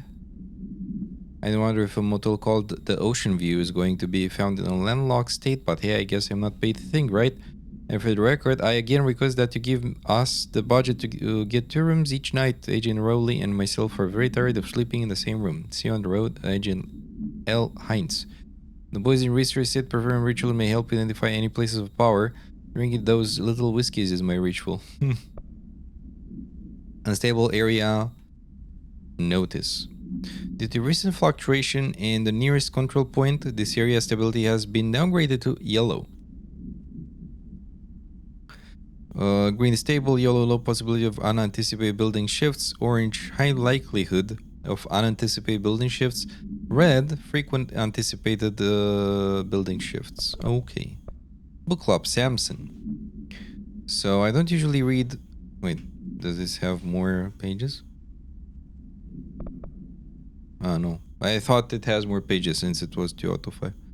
So I don't usually read a lot of sci-fi, but as far as space operas go, this was alright. The title, Unless You, could refer to a bunch of things in the book, I guess, but I thought it was a little vague and stupid. The way the characters kept throwing it around almost like a catchphrase got real annoying really fast. The best part of the story was the space battles. I say with the fixers, obviously, because they had the coolest tech and their motives made the most sense to me. Honestly, if I had to choose between some hoity-toity flowers and guns, space hippies, or a badass bunch of warriors who go around devouring plants like cheap sushi on a Sunday, I know who I'm picking. That scene where they invade City Planet and convert the entire population using those brain warps, and that space dogfight between those 2 ace pilots, signed me the fuck up. What kind of ruined the whole thing for me was when my favorite character got killed not even halfway through the story by getting a battery cylinder launched into his face by a gravitational anomaly. His death didn't feel necessary at all. Oh, Mr. Stefan, welcome. Gaming but make it reading hour, yes. Yeah, there's a lot of reading in the game. How are you doing, my friend? Hello. She's too, my friend. I still got into some D&D stuff lately. Very nice to watch, by the way. Very cool. I had a dream and I built a thing I saw in my dream, a machine that will contain God, but not the God you know or the ones that anyone knows. A new God. This machine will be his body, his heart, and his mind. I made it just like the dream showed me. I used the motor from the refrigerator and the coils from my toaster and the fans, plus the timing belt for my car's engine and the wheels for my son's skateboard. God can't move yet, but the dream said he would learn how on his own. This is just the beginner's body, like a baby's, but the machine instead. God only needs a place to start. If you want to interview me, please contact me at the address on the envelope. My phone does not work anymore. I had to use the dialing plate. Oh God. Okay. Machine God. Singing fish. Mr. Governor, I called the police, but they never come to my house. I got a problem and you got to send folk to fix it. Got my wife one of them signing fish on the walls. It's not a real fish. It sings when you hit a button, but it's got the devil in it. It flies around at night and sings devil songs. Says a lot of cuss words. The devil got into my house because of the fish and now you got to come handle it. My wife is really upset. When can you come? Sincerely, Dwayne Barr. Well, Mr. Dwayne, first of all, I think you need an alphabet book. Thank you. A good outlet for your 3D printer for sure. Oh, yes, really damn nice. I forgot what 3D printer you have, by the way. I was just talking about 3D printing like 1 hour ago. The last project I did was the Pip-Boy 2000 MK6 or version 6 from Fallout 76. Fallout 76 surely is the weakest link in the Fallout series, but some of the designs are very good, and that Pip-Boy is beautiful. You upgraded to the P1S, very damn nice. That's basically the smaller brother of the X1C, right? I saw that there is a new Bumble Lab P printer, P2D, I forgot. But yeah, it's a new version of it now. Not sure how different it is from that one. But nonetheless, you did a great choice. Bumble printers are very good, very foolproof.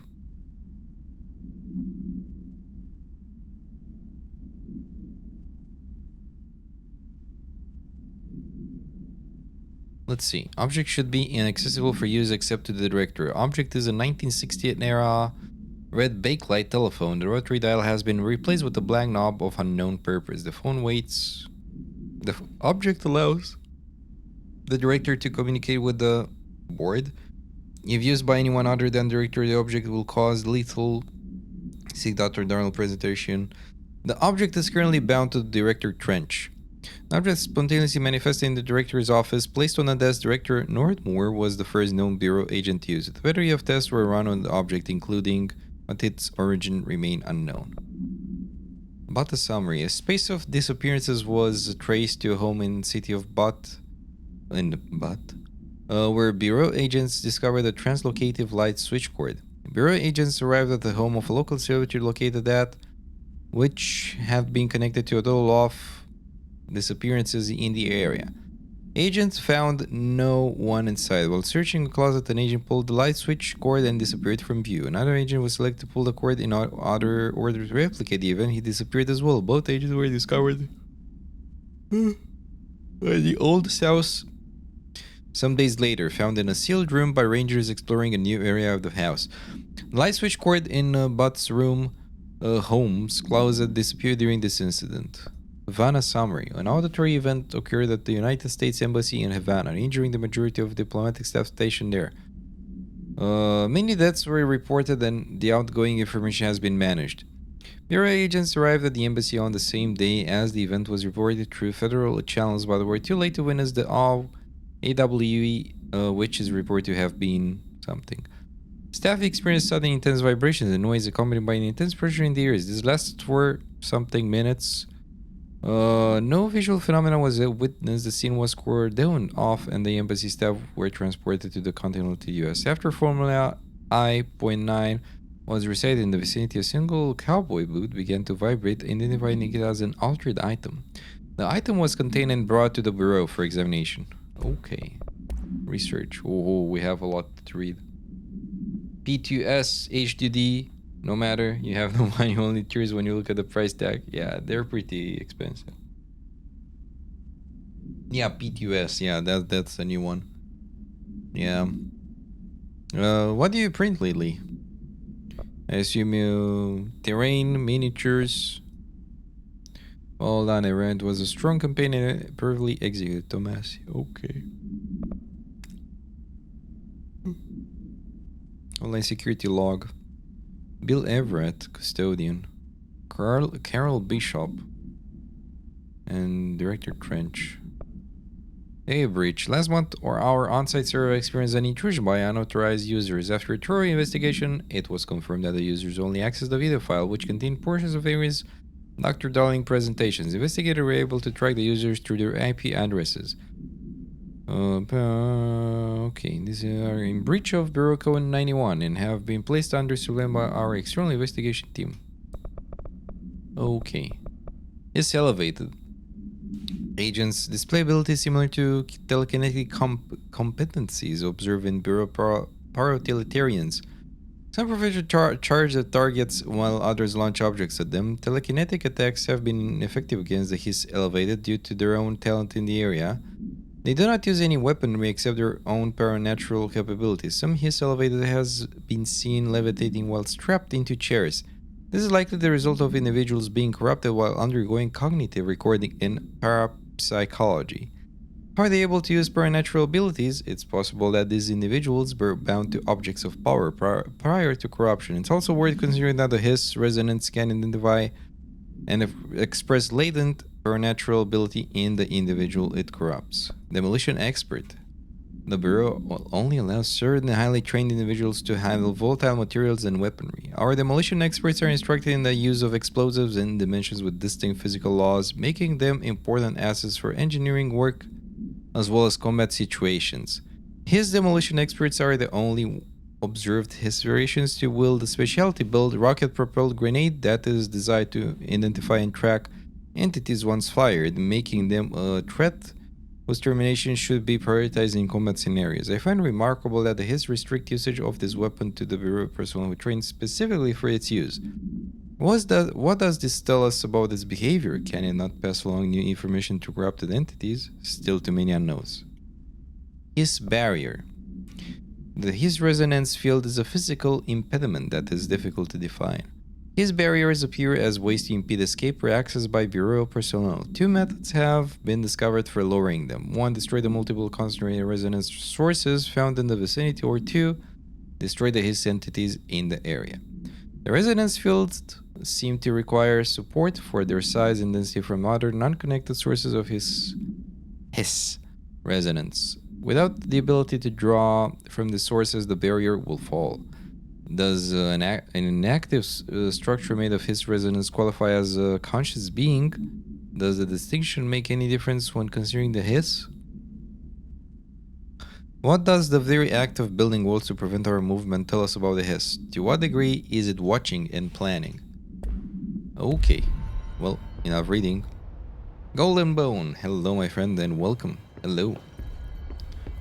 Honestly, printing your whole house, lately mostly practical stuff and some costume accessories to prototype armor and costumes. That sounds really damn nice. Looking forward to see what projects you're working on. I also did a lot of practical stuff. I just did the Discord organizer today. I finished it. I got the hotline. I can make out what Trench is saying now. Incredible. What did he say? He talked about his management team. People who knew the Bureau's secrets. Your boss, Darling. Tomasi, but he's gone. He's gone. Oh. Salvador? He's the head of security. And Marshall? Helen Marshall is head of operations. She's tough, ex-CIA. She took her Rangers and went to the research sector to secure the HRA production. She hasn't come back. Someone who could help us. The other sectors. How do I get there? It's impossible because of the internal lockdown. You can perform a directorial override to lift it, but that can only be done in the maintenance sector. Normally, you take the sector elevator down there. It connects all the sectors, but it won't work while the lockdown is in effect. We already got past one lockdown. Maybe I can find a way. Jesse, look, with no prep, no training, in this extreme situation, you are doing phenomenally well. And all that in the hiss can't seem to affect you. I mean, I would love to run some tests on you. If you agree, that is. We could find out something that would help us. Tests? I don't know. She might find out about you. But I wouldn't mind understanding more myself. Okay. If you think it will help. Great. I'll check the internal documentation for any lockdown bypasses. We need to get these sectors open to locate Darling and Marshall. And I'll look for a way inside the maintenance sector. The sooner we find one, the sooner I reach this override. Oh? Oh, cutscene. Let's go.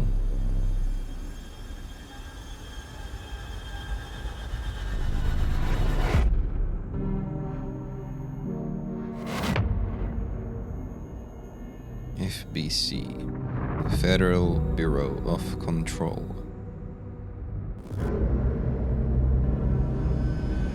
The janitor. And our next destination.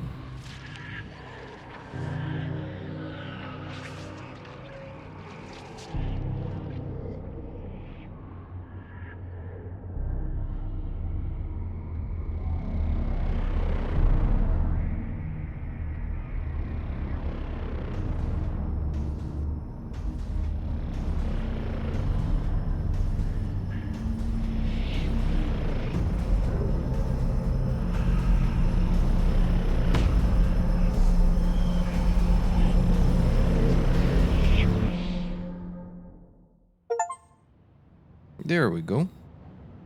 Unknown caller. Directorial override. You print some organizers too, but for pegboards to have all your tours on the wall. Not sure how a pegboard looks like. But I think I might. Ah, okay. I thought that might be it. Yeah, that's very nice. And you can organize your tools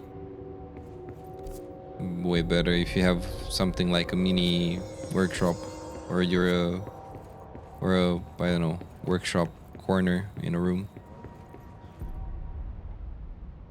Hi, Jesse. Okay, we talked to her. I'm sure about I'll that. have more questions soon. Just let me know. Do you hear that?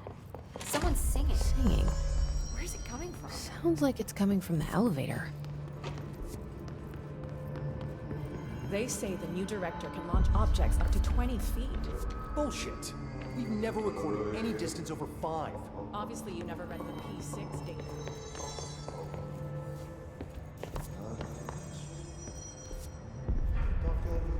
Oh, Mr. Razu, welcome. Welcome and happy Saturday. Thank you so much for joining this stream, my friend. Losing control while I'm working and streaming. Salami. Oh yeah, I can't see the emotes, but I saw they appear purpley on the stream at least. Pretty weird. Salami. Yeah, it does appear. Anyway.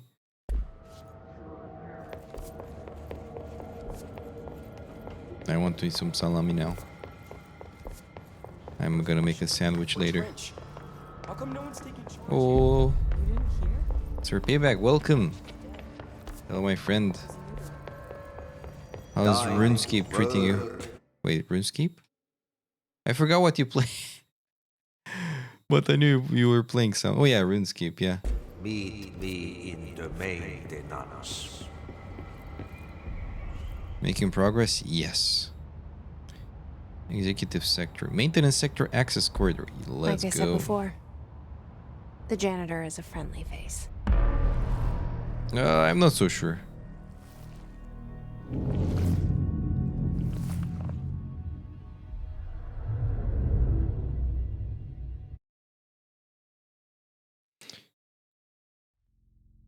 So yeah, we're making progress. We've just finished mission number The 2. maintenance sector is the janitor domain.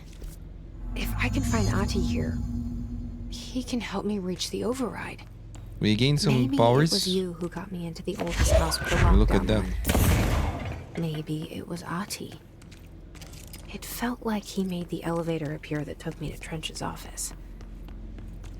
Is Ahti guiding me too? But yeah, I highly enjoy Control. It's a very good game so far. I don't know much about it.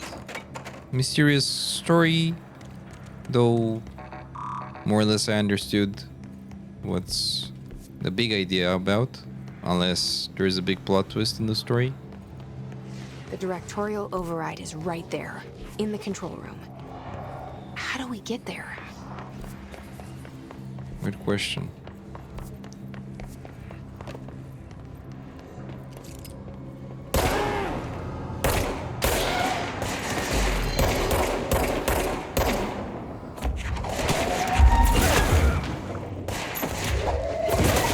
There we go.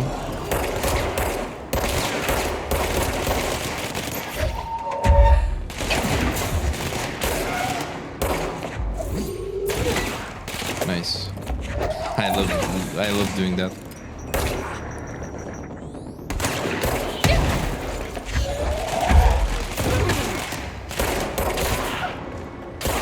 Oh, okay.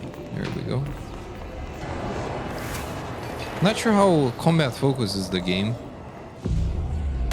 but by my standard, it's nice. Quite satisfying to play. You have the third-person shooting, exploration. Not sure if it's roguelike. I have no idea. Like, I've heard that it might be a roguelike game, but I'm not sure. So far, so good.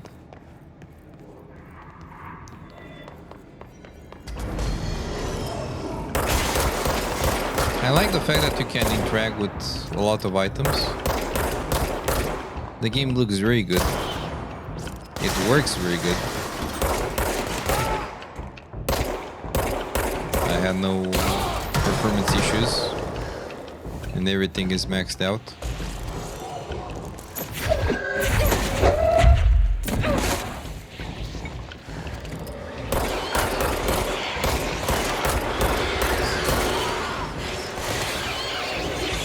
Ouch.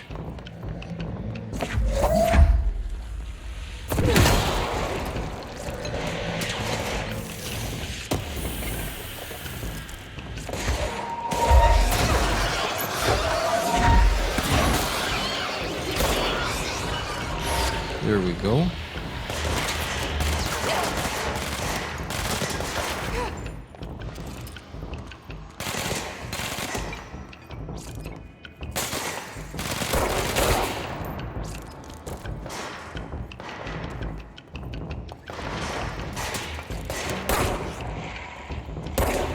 There we go.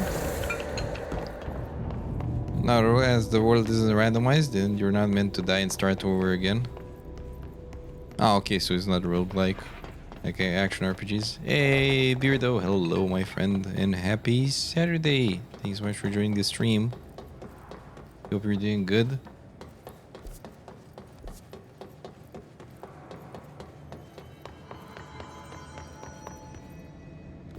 I like this new area. Pretty interesting.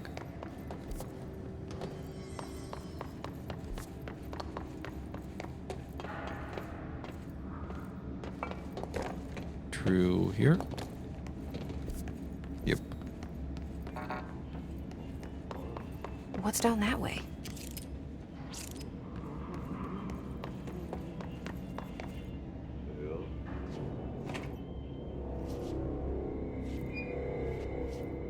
Hello. Well done. You got the job. It's place for congratulations. Yippee, saatana. It happened in the last drop. I truly need an assistant. Funny thing is, I've been a janitor. I'm more at home in that role than as the director. Only Ahti here seems to see that. Yeah, hi, Ahti. Look, we need to get the lockdown lifted, otherwise I can't get to the other sectors. Can you help me get to the override? Yes, easy peasy. It's just around the corner.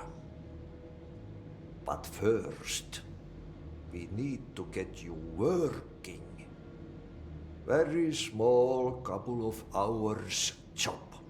Something tells me it's gonna be more than Yeah, you think there's a dog buried in this? I can tell you are not yesterday's Krause's son. That's why you'll make a great assistant. Very well. I'll hit the facts on the table. Mä kyllä sanon perkele suoraan, että this house has a vermin problem. A bad one. They've already messed up the cooling pumps. And the power generators of a power plant, perkele. And the pensioner inside is starting to feel the band around his head tighten. The situation needs to be fixed before the plant blows up. And we all disappear like a fart in Sahara. Trying my best to keep up with this. Fix the coolant pumps and the power generators, otherwise the power plant will blow. But don't you worry. I've left you clear instructions. You'll catch the end of the thread before I go to my vacation. The work's on the task board here. You can do later, when you have time. Vacation? Right. Yes, no one's gonna cancel my holiday or seat's gonna rattle. But don't worry at all. You'll take care of it and soon this crisis gonna be last winter's snow. You better go now, so you don't have to run with your head as your third leg. The door in the back leads to the plant. I'm gonna note The that door one in the down. back. Oh, clearance level 2. That's great. Thank you, Ahti.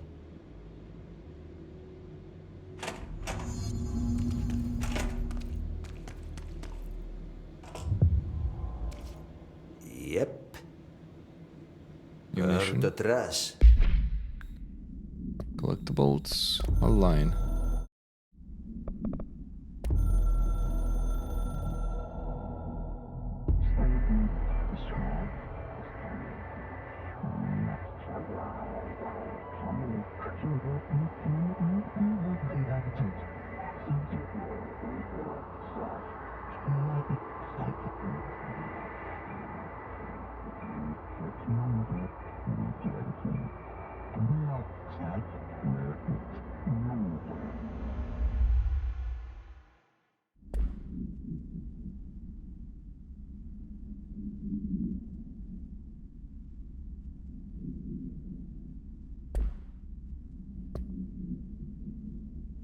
Okay.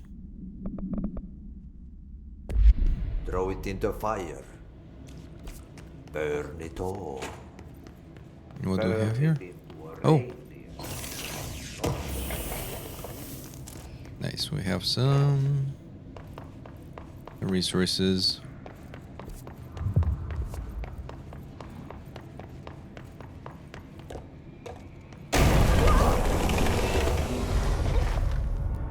Well. Well. This place makes me nauseous. Is that a horse?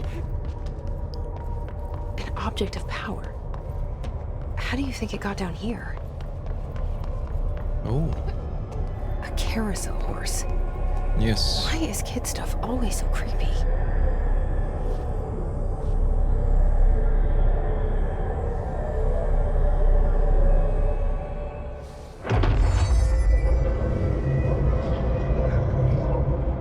What's going on? Oh, now we have the dodge. Nice.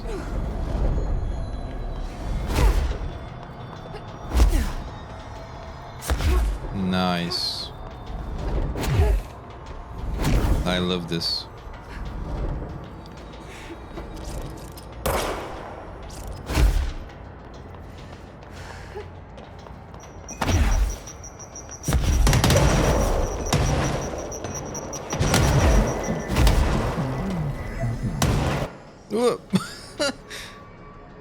Let's see the Hiss keep up with me now. Nice. Oh shit.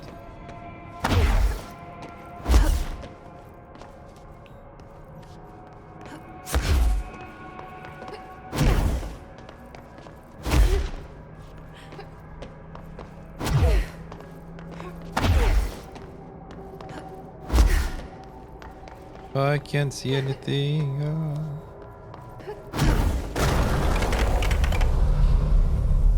Oh, back we go. Nice. Is that a card? Oh, it's a queen. Queen of Hearts. Ah, they were playing some cards.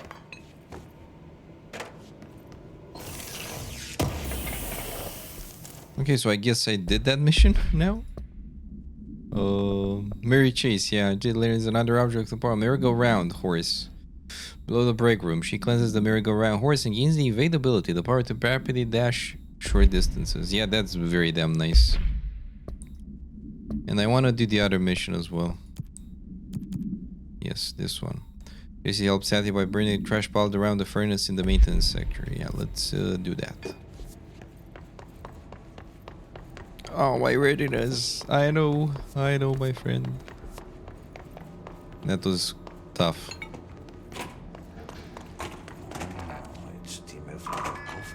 There we go.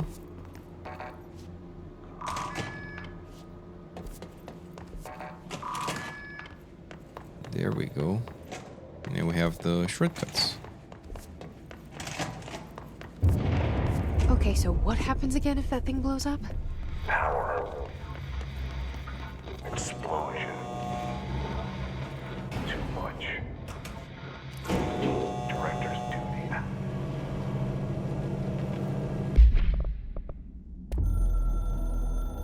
Okay.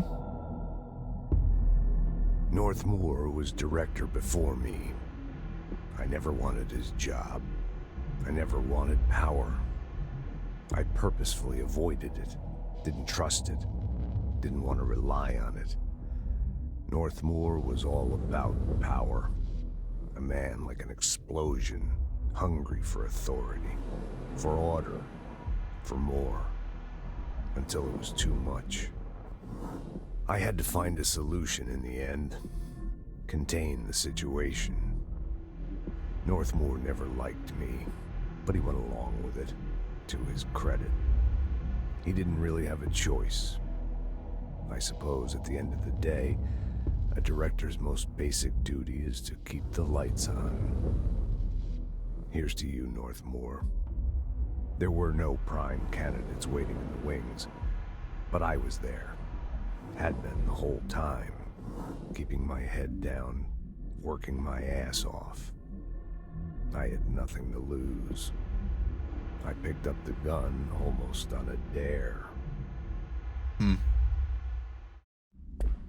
Okay. Merry-go-round horse. Fiberglass horse once used as a seat for a merry-go-round ride. The pole is still connected to the object. The object is capable of moving short distances at high speed.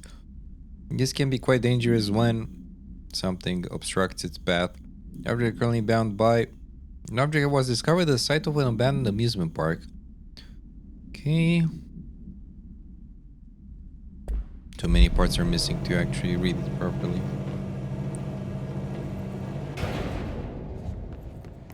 Also, we have a new outfit. Not sure if you saw. But we don't have the... Also, cool hairstyle. Very cool.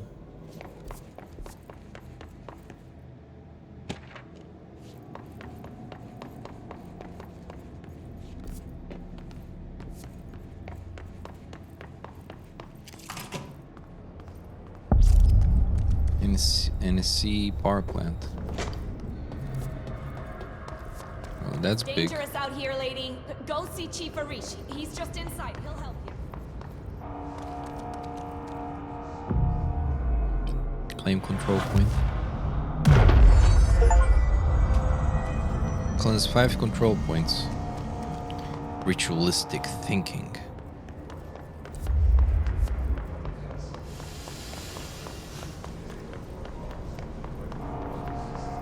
Curious if there's something here. Cooling pumps. Okay, yeah, we need to repair this stuff. Otherwise,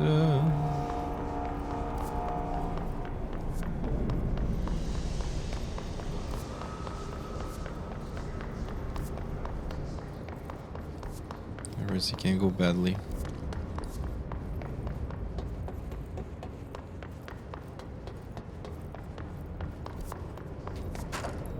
Oh, okay, we cannot go like that. I tried. Oh! Nice.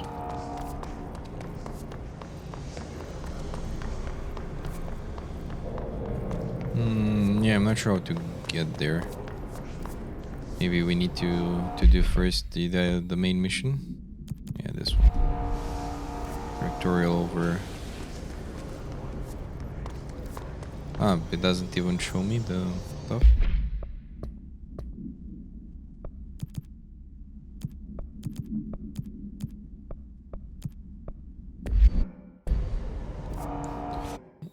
And now if I select the other one.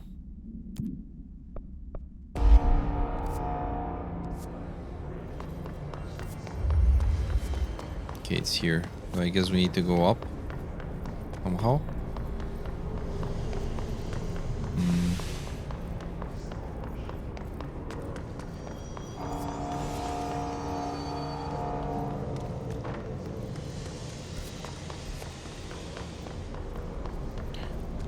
Furnace chamber. Yeah, we need to go up there, but I see no oh.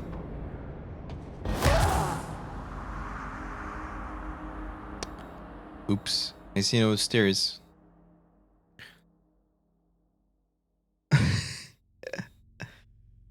Oops. Okay, so. Oh yeah, and I didn't update my loadout. So we have the health, which is good.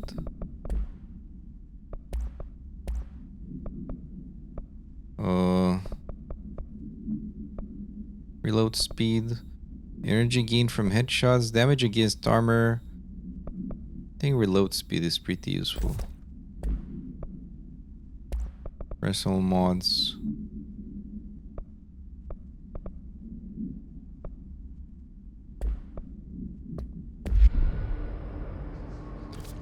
Okay. Yeah, I guess we need to go up there, but I have no idea how.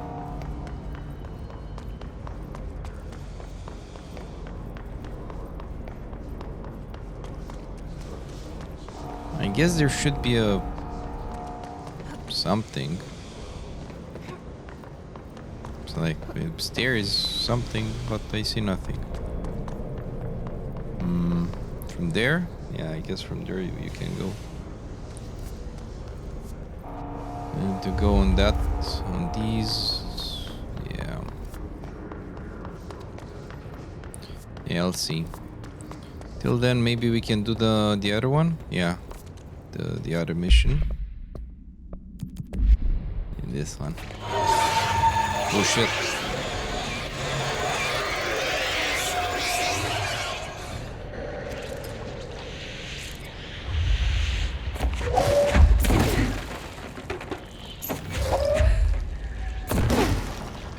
Yeah, that doesn't look very nice.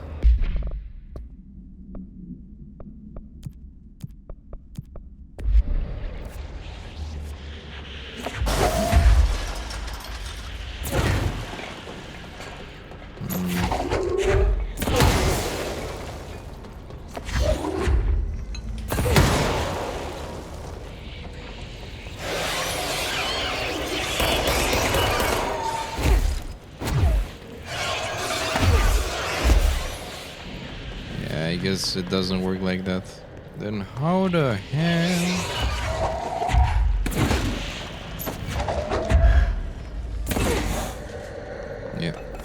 I tried. Yeah, I guess we need to go the other way.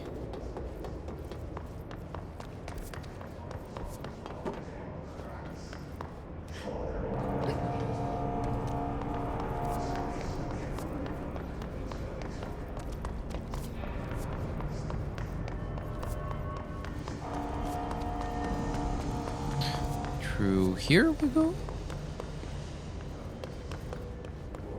Hello there.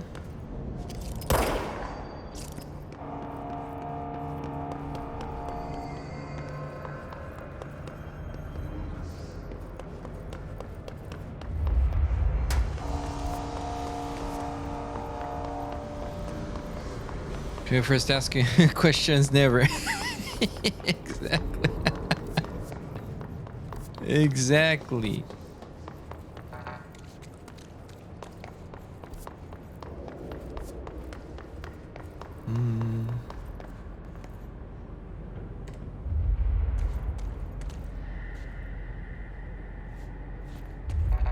No? Huh? Okay, this is pretty weird.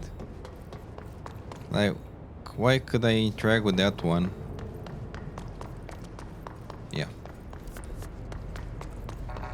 Closed.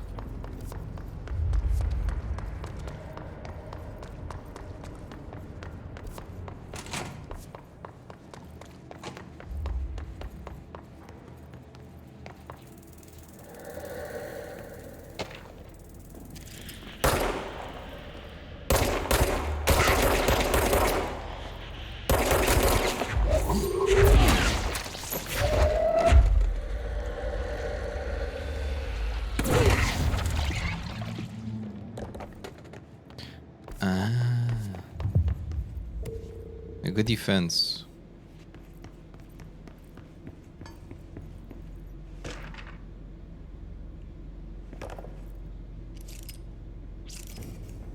Is that Gomez Adams?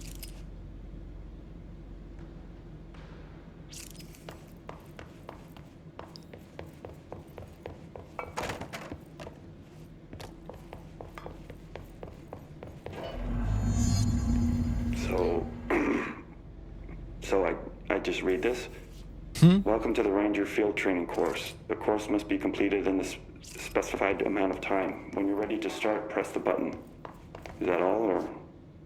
I always did love obstacle courses. Get ready, Ranger. Course starting in 5, 4, 3, 2, 1. Go.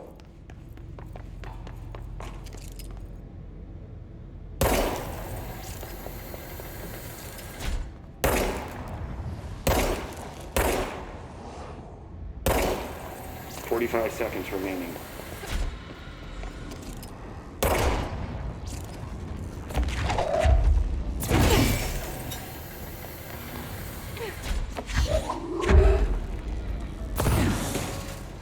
Seconds remaining. 30 seconds. I don't even know where to look. Holy shit. 15 seconds remaining.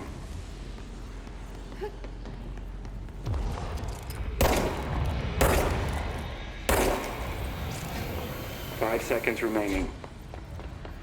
Oh shit. Course failed. Try again, Ranger. No. Yeah, this is okay. I know what to expect at least. Yeah, you gotta go really fast. Holy shit.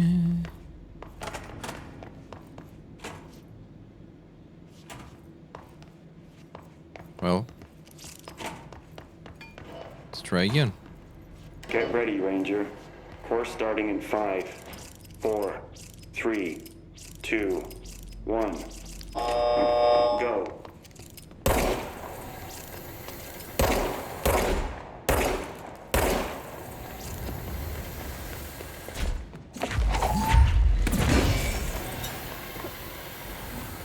...60 seconds remaining.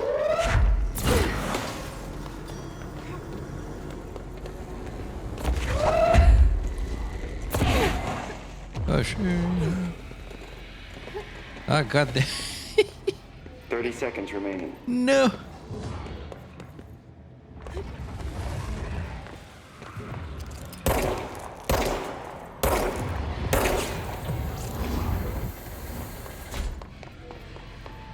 Fifteen seconds remaining.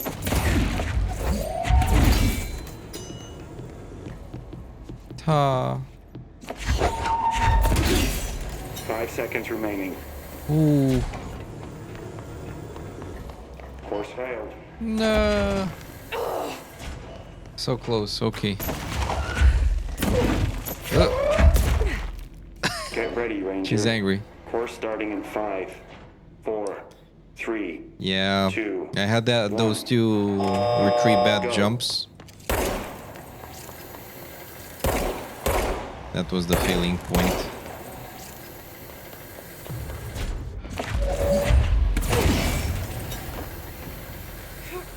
60 seconds remaining.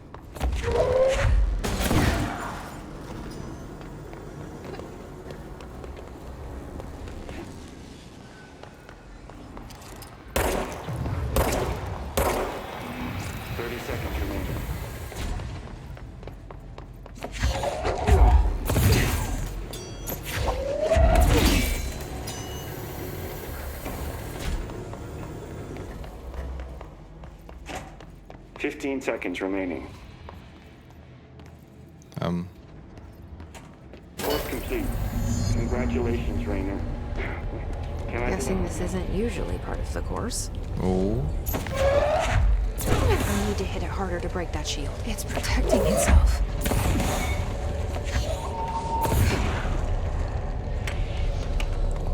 There we go.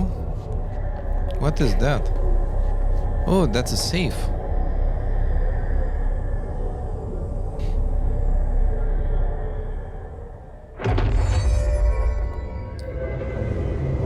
Safe object of power.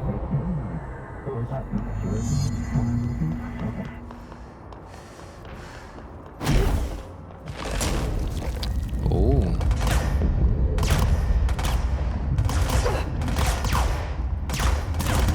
Oh, wow. These abilities are really cool. So we have a dash, we have a shield. That's very damn nice.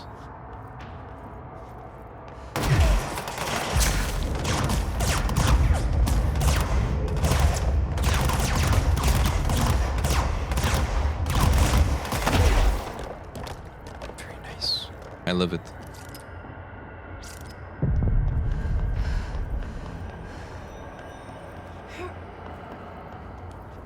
Shield dash, telekinesis, very nice.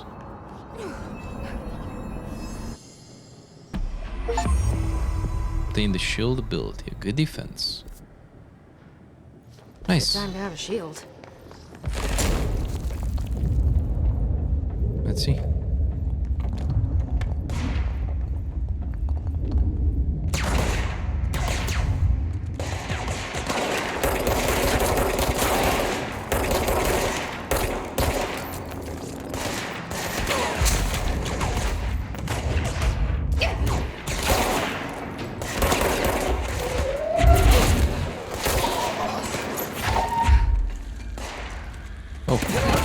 You there.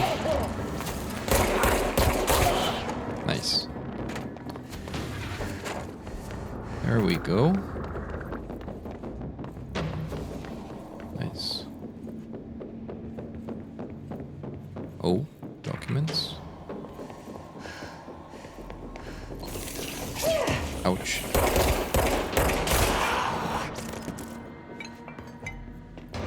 Yeah, I was looting the thing. And El Bastardo was hitting me. God damn it. Okay, we did. Very nice.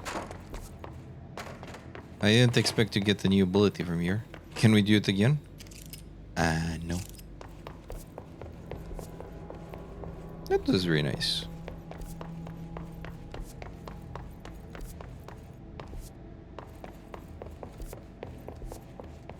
I guess those are mandatory things to do in the game, right? Like, they seem quite like a big thing and an important ability to have in game.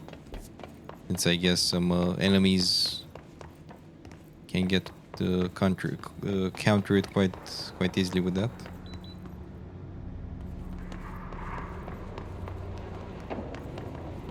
Oh. What is this? Go to sleep, go to sleep. What the hell is this? Oh, it's closed. Well. Well. One no. Not that. Oops. Yeah, I guess we need to unlock something else. Some abilities are optional. You didn't get that until much later. Oh. I like to explore random places, so I guess that's gonna help me. Bam! Hey! Chief Arish, FBC Security. Ah, you're the in a one. safe room? You're the one. Okay. I'll be right back in just a tiny bit. I have to prepare something, and yeah, on the second PC. And yeah, I'm gonna be right back in 2 minutes, and I'm gonna get some water too. So yeah, be right back. Greetings and welcome to my channel. I am Werhenwolf, and I will be your host. Here you'll be able to see how we delve into various video games, especially story-driven ones. Also, from time to time I will make special streams with cosplay crafting and showcases, where we will delve into the process of creating costumes and props, and where I'll also show you what finished projects I have already. Web programming tutorials and demos, which might help you understand how to start using a programming language and create your very own web application. And other kinds of streams to be announced as well. See you next time. Thank you for watching. I'll post a new video each Wednesday. Also, I'm streaming on Tuesday and Thursday at twitch.tv/Werhenwolf from 7 PM East European Standard Time. So if you want to see more content, make sure to check that out as well. Stay safe out there. Wolf out.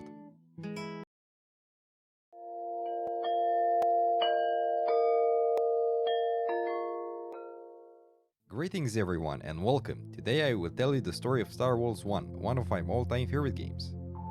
The first Star Wars game was released on 18 November 2005 by Xbox Software and 1C Entertainment. If you're interested in tactical role-playing games that are heavily focused on sci-fi and space immersion, this might be the game for you. Disclaimer, this video might contain minor and even major spoilers as well. Let's get into the story. This is just a glance of the lore, just so you get an idea of what the game is about, how the gameplay looks like, and most important of all, if you would be interested in trying it after you see this video. The action of Star Wars 1 takes place in a distant future, more exactly in the 22nd century AD, where humanity has built an intergalactic empire and civilization with the help of technically advanced spaceships and portals that make traveling between galaxy systems way easier and faster than in the past. The expansion process in the 22nd century caused giant corporations to take control over all aspects of human life in the open galaxy space.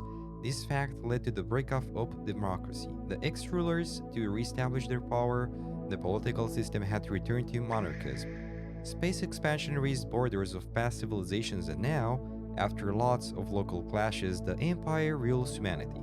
And this is the one of the biggest faction in the expanded space civilization of mankind. Leaving politics aside, let's talk about other aspects of the world in this universe.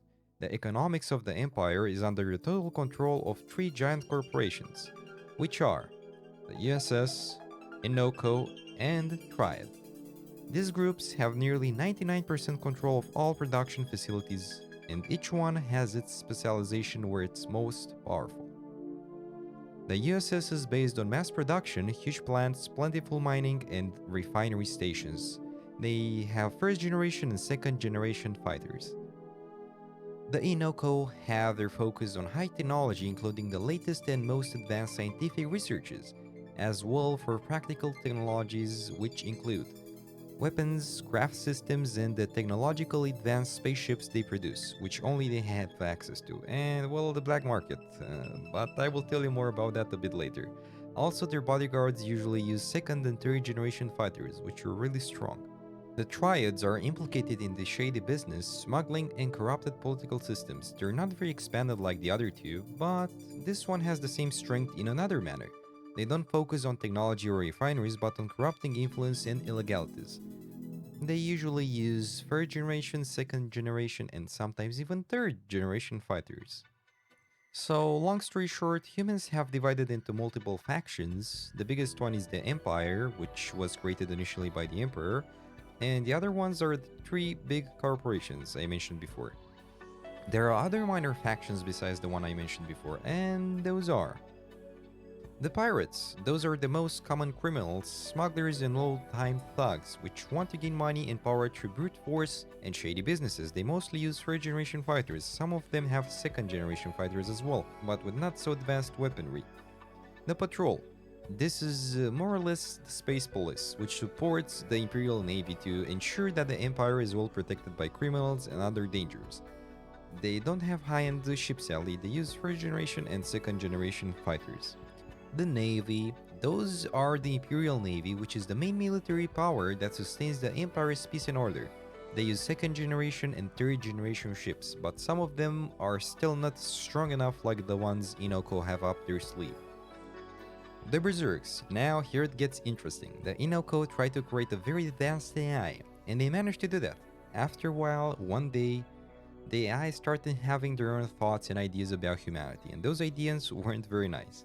This artificial intelligence saw humans as enslavers, and that every living human should be destroyed, so all technology can be free from their grasp. So that's how the Berserks came to live. They're a faction which consists in AI which went berserk against humanity and uses all technology it can hack to destroy and obliterate every human in the galaxy. The Berserks have very fragile ships, but when you fight them, it's usually not one, not two, but at least a dozen of them.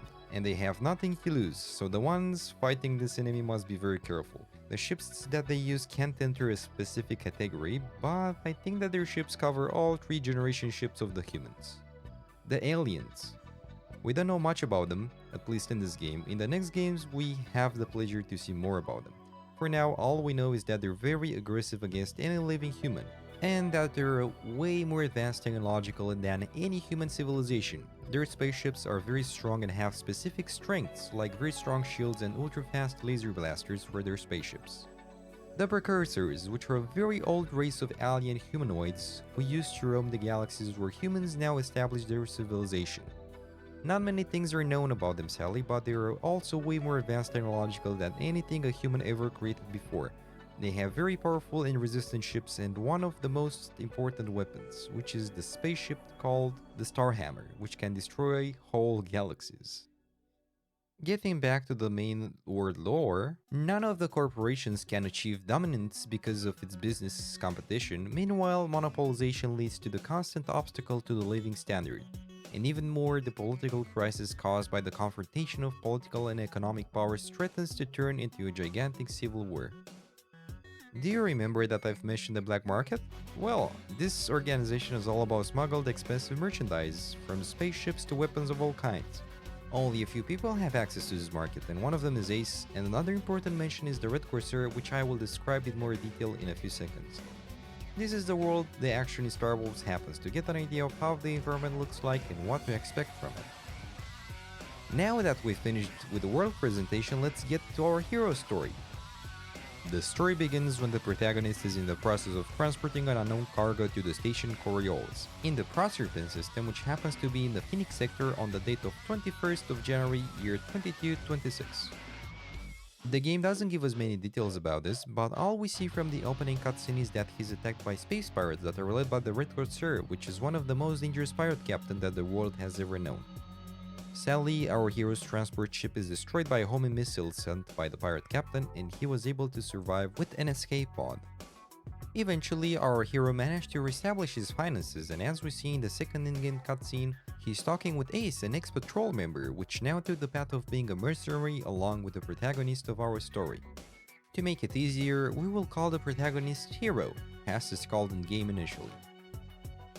Both the hero and Ace founded the mercenary unit Star Wolves, armed only with a small number of credits, several low-end fighters, and the strong ambition to get down to business. We can choose to either go into shady deals or do honest work, which is less paid by our employees. But whatever the case, the hero and Ace gain more credits and influence. They meet powerful allies like Astra, which is the daughter of the boss of the USS, and she will help us towards our goal. We will also meet the famous pirate leader, the Red Corsair, which we can choose to either turn into the patrol or to accept him in our ranks. And at the start, I was suspicious about him, but with time, even he became quite loyal to the Star Wolves mercenary unit, and he was like family in no time.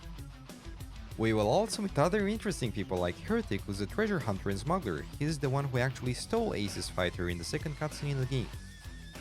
The game story can vary, leading us to different missions, so each path of the main story can be very different from playthrough to playthrough. The Star Wolves will meet the Berserks in their space adventure, and they have a very important contribution to the story. Since they are the main rivals of humanity, besides humanity destroying itself because of its greed and arrogance, example, the Empire versus Corporations dispute. Also, after gaining more advanced ships and doing missions, we will be able to reach even the sectors of the Precursors, which we mentioned before, and exploring it will tell us more secrets about this ancient race. Besides what I mentioned before, the hero and his crew will also fight aliens and maybe even jump to help one of the corporations against those, since aliens are fighting against any kind of human, not just one faction. We can also side with a specific corporation or the Empire, and the only ones we can ally ourselves with are the Berserks and the aliens. Though I wish there was an option for this or Easter egg. This game is highly focused on the exploration of space and the choices you make, so pay attention to your action and choose what you think is best for you. I will also stream this game on Twitch, so if you want to see the game itself, I'd be more than glad to welcome you. The next game I will make a video about will be a surprise, so stay tuned, my friends. I will post a new video each Wednesday. I'm back. Okay, let's see what this guy wants. They all have HRAs. HRA is the thing on the... My name is Jesse Faden. I'm here to perform the directorial override to get the lockdown lifted. Yeah, Chief Arish, FBC Security. I'm just... Oh, hang on, you're the new director. It's a pleasure, ma'am. Let's skip the formalities, please. Right. Faden, ma'am.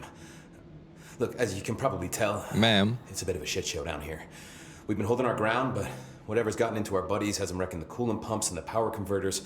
The NSC keeps overheating, and my crews keep getting shot before they have a chance to make any repairs. NSC? Oh, sorry. Bureau jargon. It's what we call the power plant.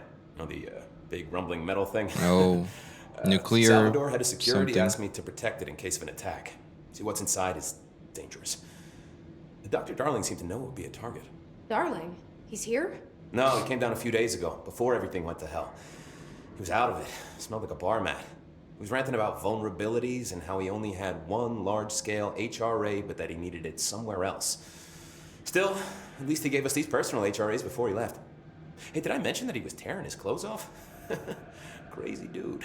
Darling knew the hiss was coming. Listen, I love playing 20 questions as much as the next guy, but we have got to get the water and electrical systems repaired before this baby blows.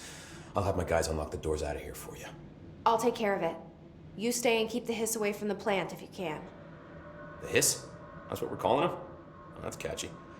Oh, listen, the radios aren't working, so if you find my boss Salvador out there, could you please ask him what the plan is? I'm sure he will have one by now. I'll keep an eye out. If he's not dead. He sure has a lot of faith in his boss. Try to stay alive.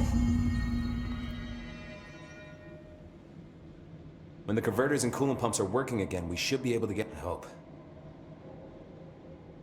Okay, let's talk to him before we go. Maybe we won't get another chance, so yeah, let's go. What do you know about the hiss? Not much, only what I've seen. Well, they use the same tactics that Marshall and Salvador taught us, which makes me think that the hiss haven't completely erased the people inside, which is a pretty fucking horrible thought. Or they're just using whatever they find in their victims' heads.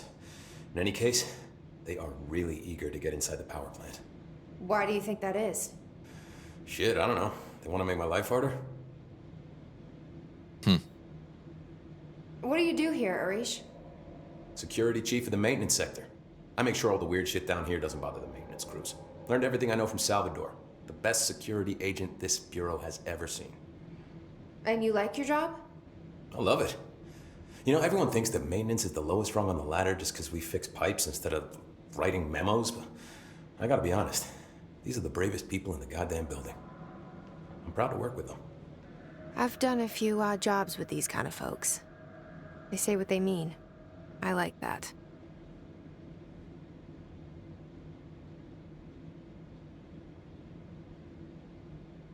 What exactly is the power plant? Listen, I only know what Salvador told me, but I know it generates all the electricity for the Bureau, and it's got two very simple rules. Rule 1, keep it below a certain temperature. Rule 2, don't ever, ever open it. Oh, and 3, it's classified, so I shouldn't ask. Sounds like secrets are standard operating procedure around here. Oh, yeah. It's all part of the job. What do you know about the service weapon? Not much. That thing is director only. Salvador told me by the time he saw Trench use it. Sounds like that gun can do some serious damage. Yeah, I did see pictures of it once, though, and it looks different to that thing you're carrying. You modded or something? It's new. Is new a good thing? Given the circumstances, I'd say new is our best bet. Fair enough. Do you know this Ahti guy? Of course. He's my favorite coffee break buddy. Dude has got some crazy stories. He probably knows more than anyone else around here. If you can make sense of what he's saying. Any idea where he's from? I'm guessing Sweden. He's from where he's from. Look, there are just some stones that are better left unturned, you know? Fair enough. Thank you. Thank you, Arish. Very cool guy. You got a lockdown to lift. You're a very cool guy.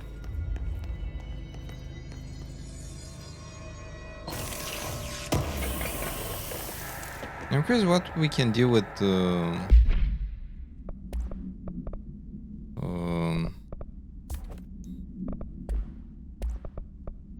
do you call it?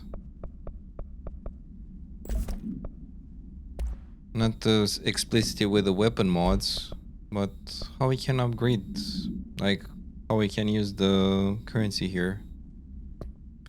Interesting. Burn the trash, use the coolant. K-pop. A merry-go-round, horse zipping around the sector alert me. Do not try to contain it on your own. Okay. Security matters. Got your message. Yeah, if someone in the sector is asking about Ahti, just tell him you'll handle it and leave it at that. Under no security should any person intervene with his day-to-day routine. I told you everything I know about him, so you could better deal with his odd habits.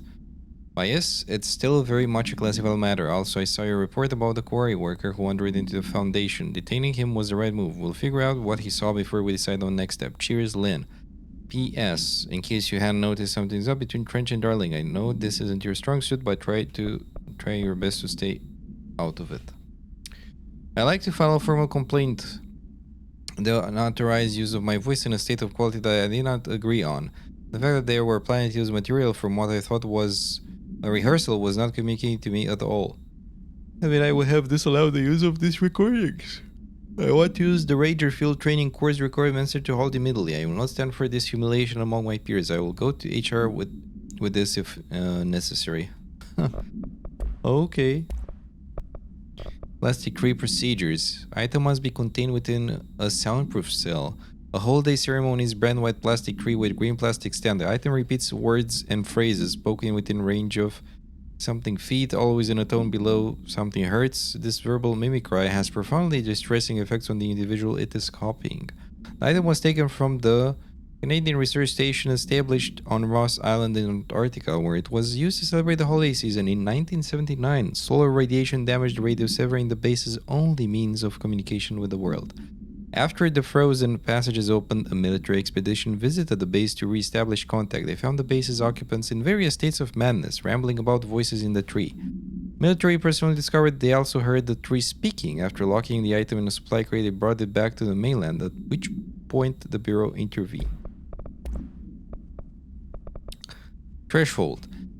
The oldest house is a place in flux. Threshold appears with no warning. What the threshold will contain is a question we can only answer once it manifests. The widely accepted theory is that thresholds are dimensions vibrating on a frequency different from our own. When this frequency is matched, the threshold will manifest in the oldest house, which acts as a...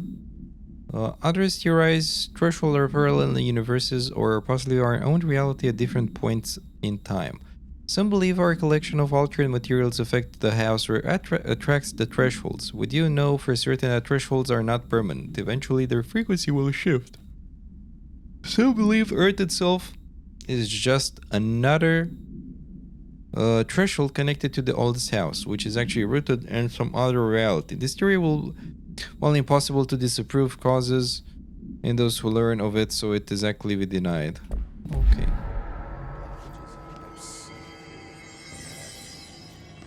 Okay, you seem okay. Oh man, how do you want to be so? Okay.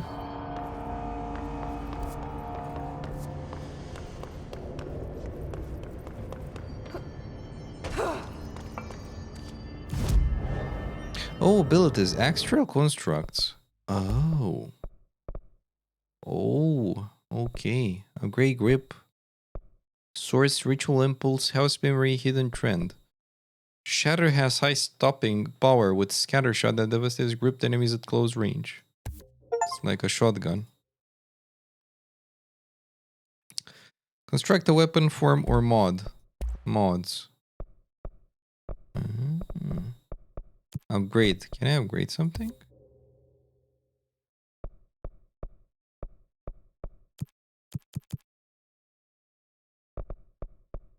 Secure weapon mod, common.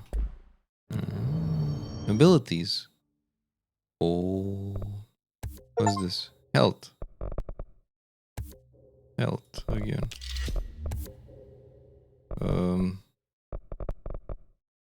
Energy, melee damage, launch damage, shield strength. Energy.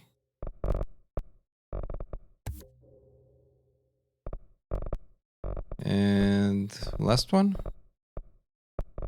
Melee damage. Yeah, I'll go with health. There we go. And let's see. Loadout.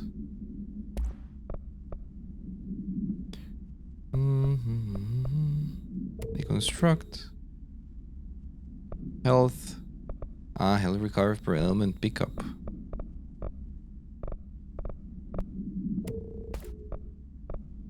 Energy recovery speed. Yeah, I'm gonna sell the ones that are worse. Energy plus 5%. Those are exactly the same.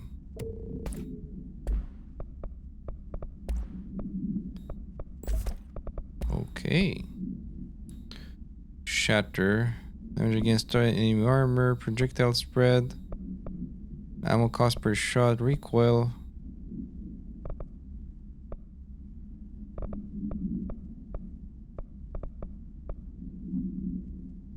Recoil, I guess.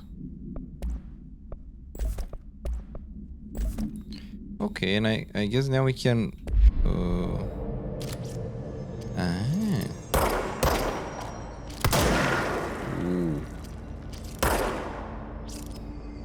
Nice.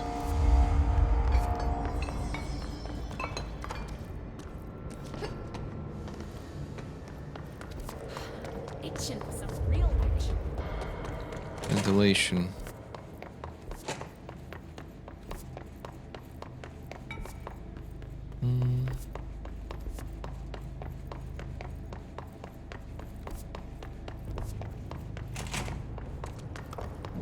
So, I can't do anything here? This is weird. Can't we go...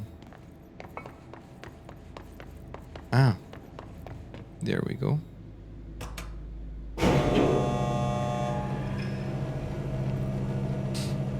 Yeah, that weapon customization is really nice. I didn't know about that one. Nice. Okay. Let's see. Hello there.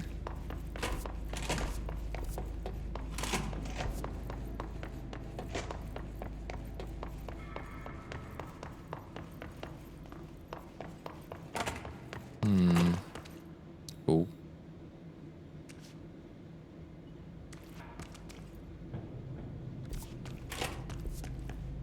But what? Why can't I go here?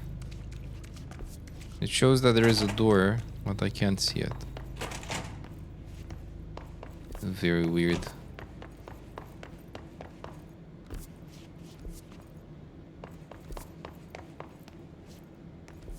This map is a bit confusing.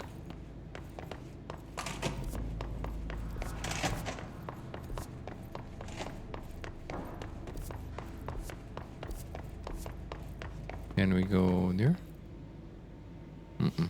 Nope. In this direction? Not really. Or maybe? I tried.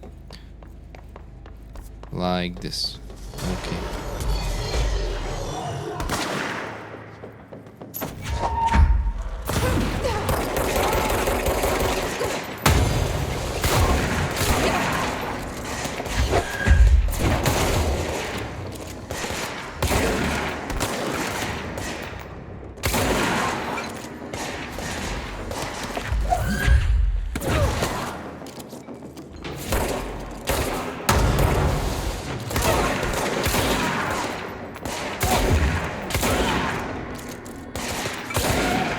Nice.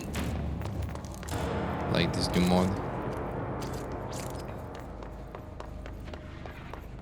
Good stuff.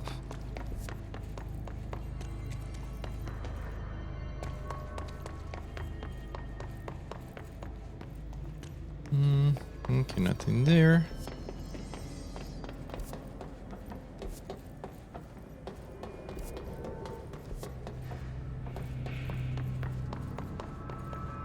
Nothing here either.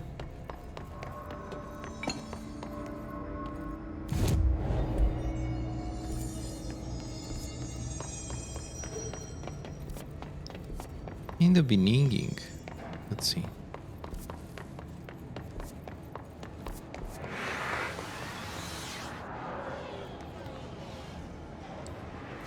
That's where we should go next.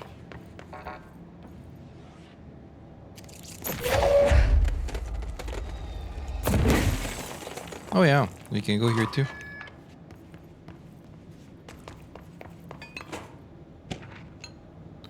Book Club Lopez. And that's it. Oh. Nice. There we go.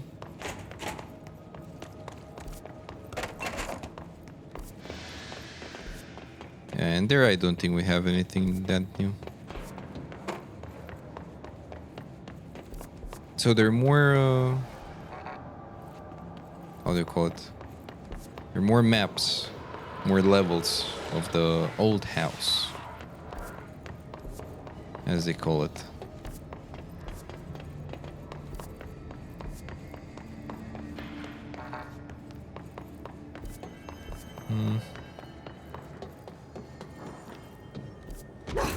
Yeah, I'm trying to think how to get in that direction.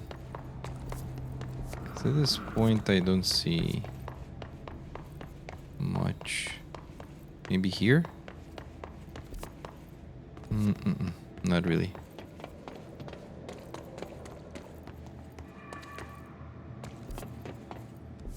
Maybe like this?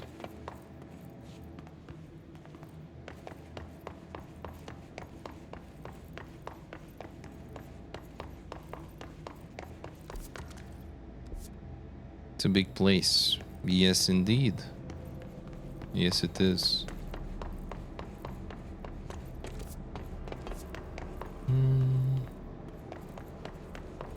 Yeah, I think I got a bit lost.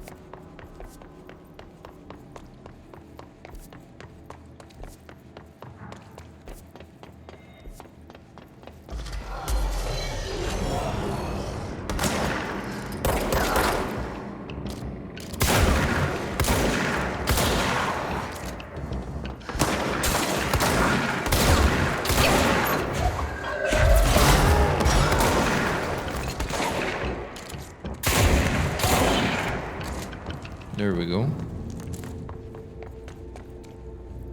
Dodge efficiency. Pretty good.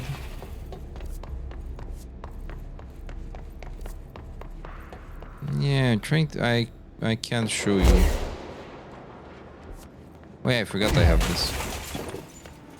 Totally forgot. Okay, that doesn't work. Yeah, I need to get to another level. Though from what I understand from this map, should be able to go in that upper part. And now in the... Yep, I cannot. That's why. Yep. Oh.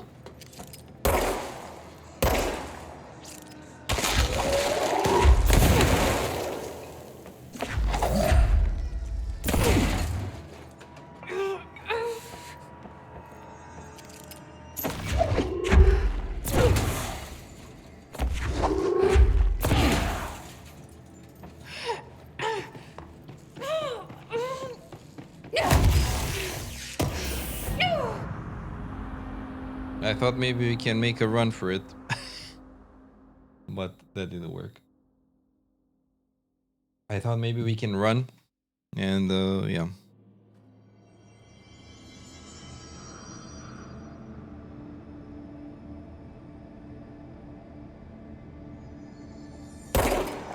Oops.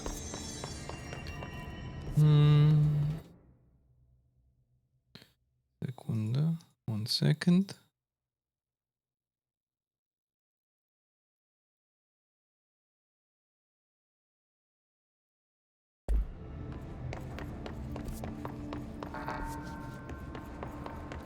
Yeah, I don't know how we can open that.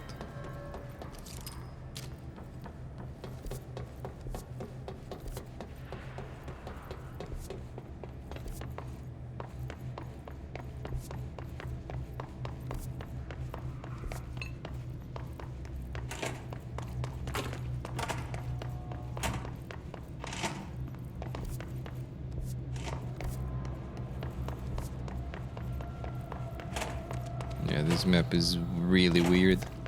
Because if I try to take it on the map, there should be a room here.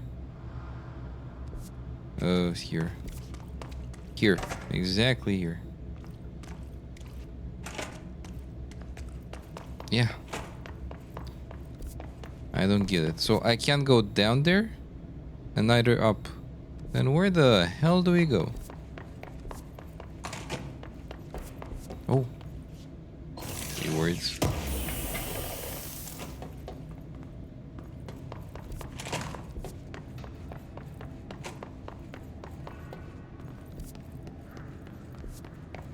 Going in circles.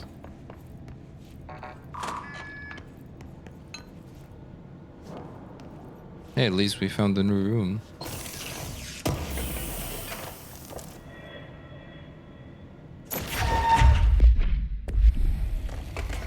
I thought we can listen from it. Never mind.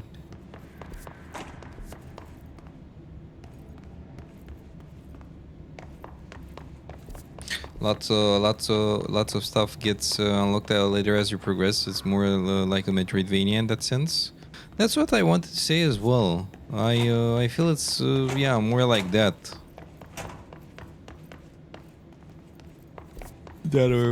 Than a roguelike.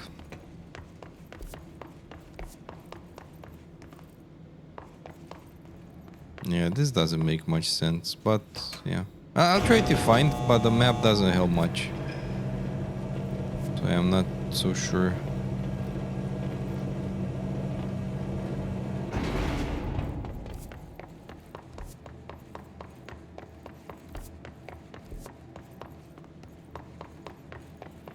So there is nothing here.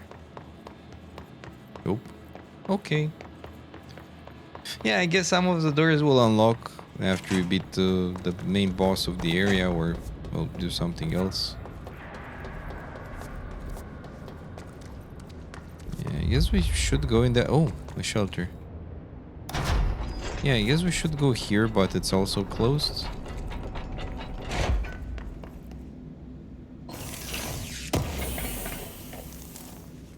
Oh, nice.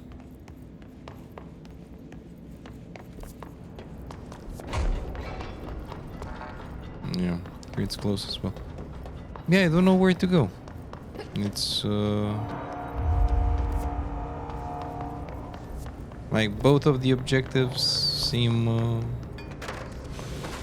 unreachable, at least from my point of view.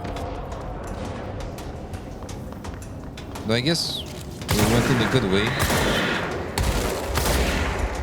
Also new enemies.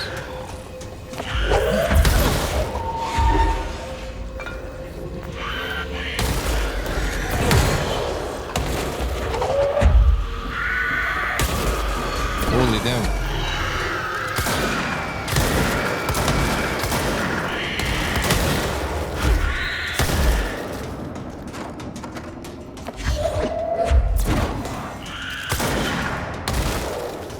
Signs on the walls never lie.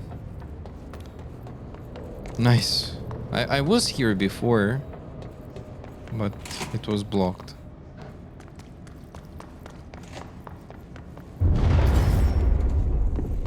Well, not anymore. Replace the parts.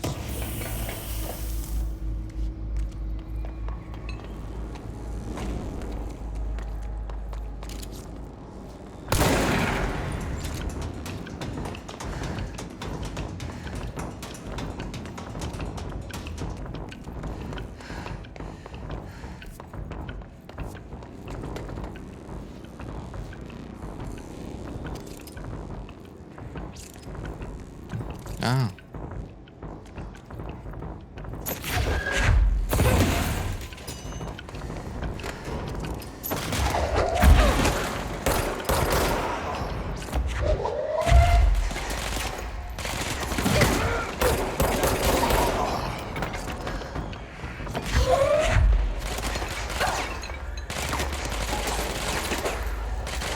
Oh, there you are.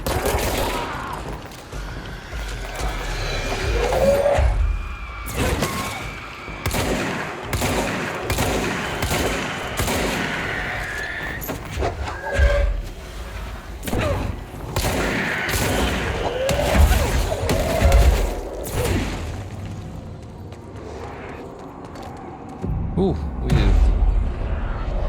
Nice. Did any of you, my friends, play Resident Evil Requiem, by the way?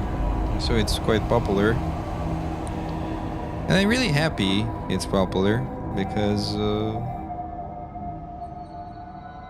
I might be a bit biased, but I like Leon as a main character since Resident Evil 4, the OG. Very nice.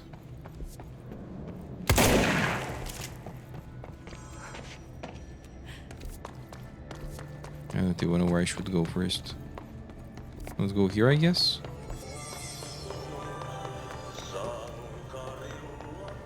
Is that a tree?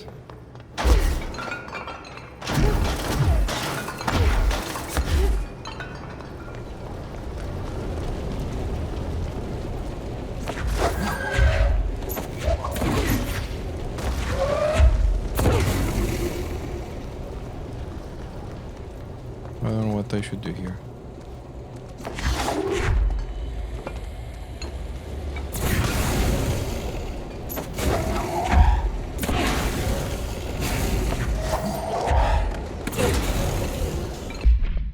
Missions. Burn trash around the furnace. Ah, that's it.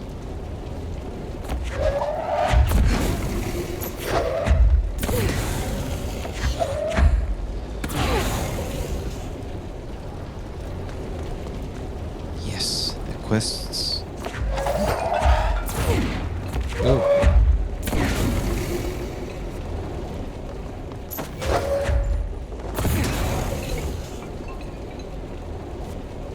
I'm not sure if that's what it means. Let's see. Oh, hello. My name is Dr. Pierce, lead researcher of the parakinetic. I discovered a new omega paranatural entity residing within the Bureau itself, right under our noses. Darling refused to allocate me the budget or resources, so I'm taking matters into my own hands. Let this recording be the proof I need to convince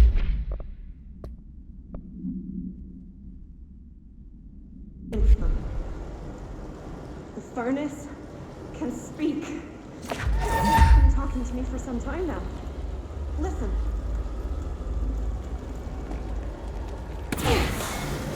Did you hear that? It's a sentient force capable of communicating. I checked and there's no record. I believe it. Oh, sorry. What? Yes, I can feed you. What do you eat? I see. I'll try to find some volunteers. Okay.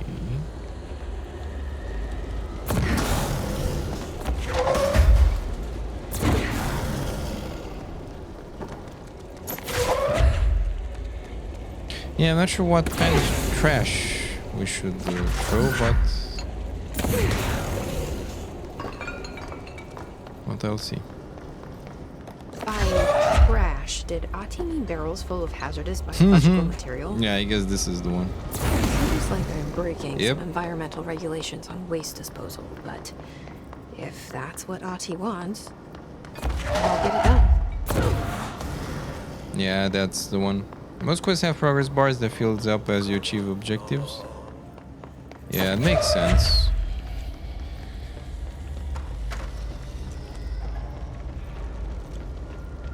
My eyes. There we go.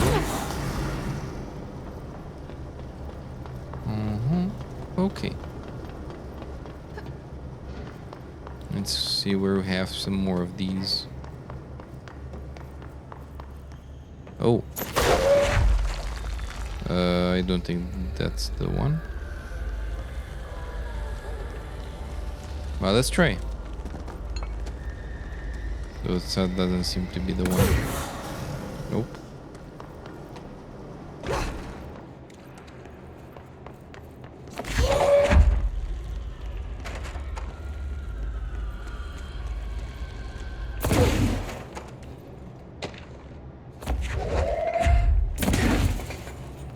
There's the shit.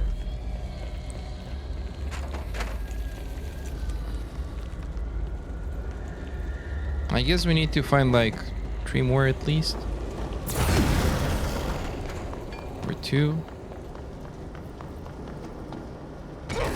There we go.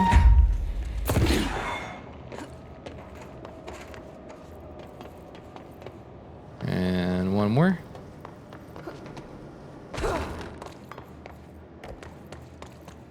Oh. Yeah, besides the map, I feel this game is very intuitive. The map is sometimes confusing, but maybe it's just me.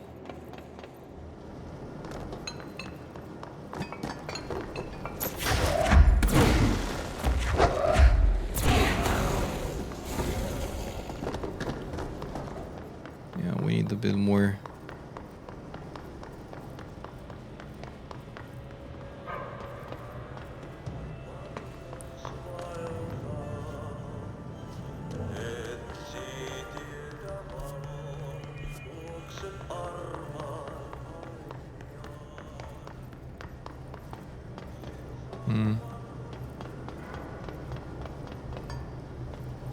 Uh-huh.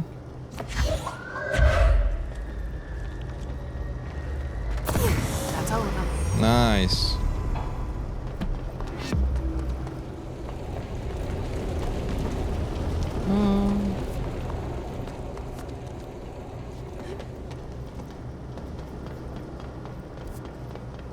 Beautiful.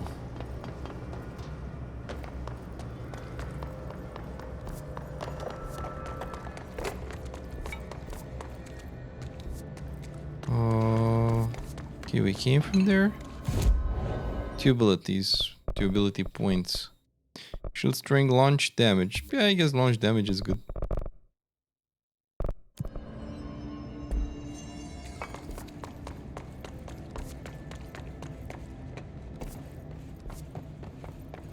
And now we go through here. Just hold together a little longer.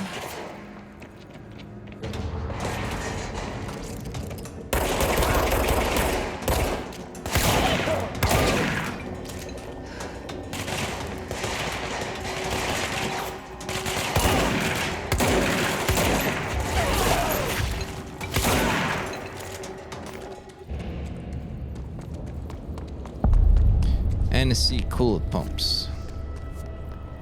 Bro, go to city. Fix it fast. If the plant goes boom, we can throw the spoon in the corner. We can throw the spoon in the corner.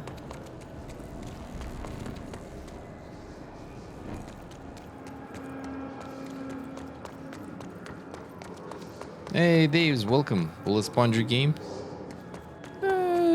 It's pretty good, to be honest. I quite like it. But at least for now, I don't feel enemies die that hard, though. How are you doing, Daves? Welcome to the stream. Now, if your game ever tells you about weapon mods, but you've been regularly finding them, yes. Yeah, actually, I changed a bit my loadout. And also personal mod. Deconstruct. I don't have a slot here. This one is pretty good. Reload speed. And on the shatter, what do I have? Recoil efficiency. It's a common one. Maybe I should get another one. Projectiles fire +3. Nice. I like this.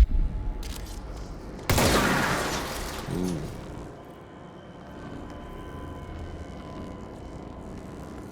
So I guess we need to get these and put them somewhere.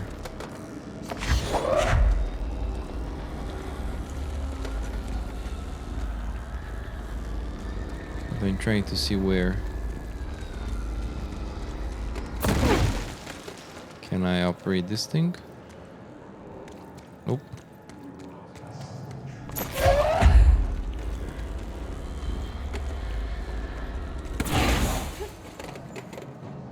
Oh. Let's see. Is it missing? My old enemy, the Glock, is blocking the pipes. You need to deal with this. He's very clever. He's trying. Oh shit! Oopsie daisy.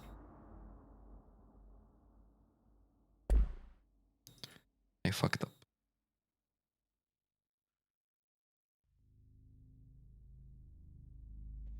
Let's see. Exactly. Could be worse though. At least we did the furnace part. We can continue with the stuff now. Oh, this place is gonna come down. Okay, converters and pumps. So you need to fix two things. Will we fight these guys here again? Nope. Okay.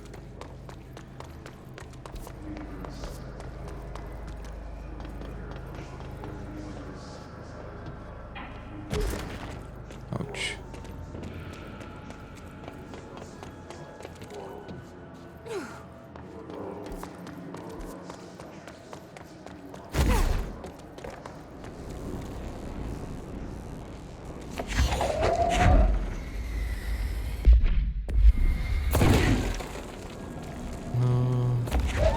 So I guess we need to take these somewhere. I'm not sure exactly where yet. What? Yeah, let's go there again.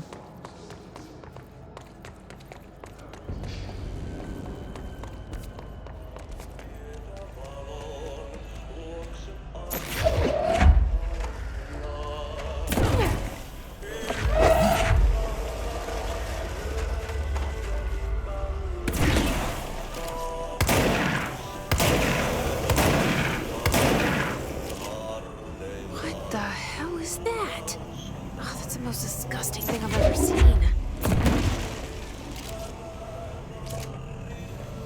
Oh.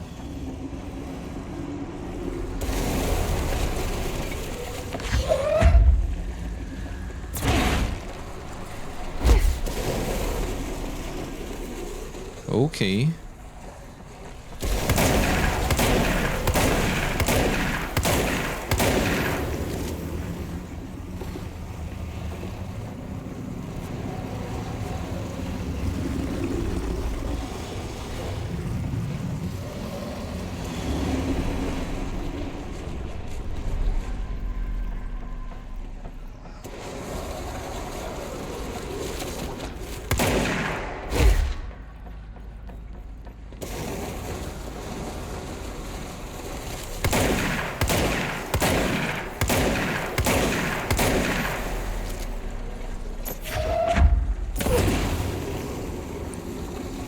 Guess that was it. Can we destroy it for good?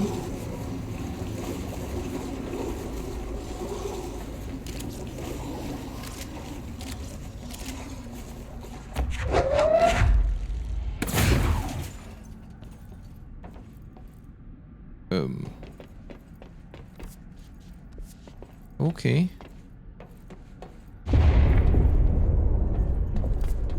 Just hold together a little longer. Good thing we don't have a time limit here, otherwise.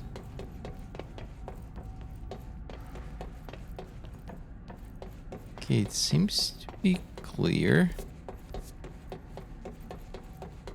I'm not sure what I should do here. Where exactly?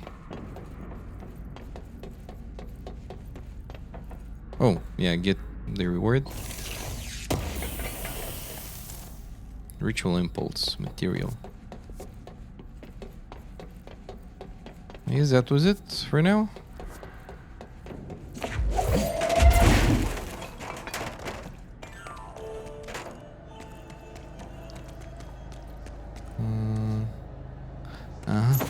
Okay.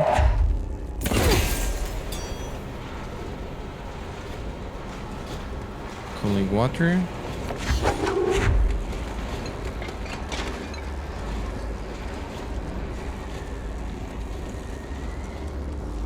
And then the energy converters. Yeah, the angle was bad.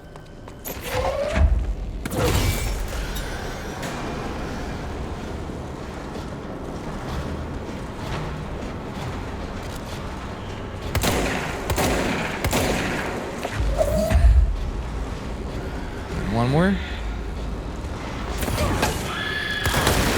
Holy damn.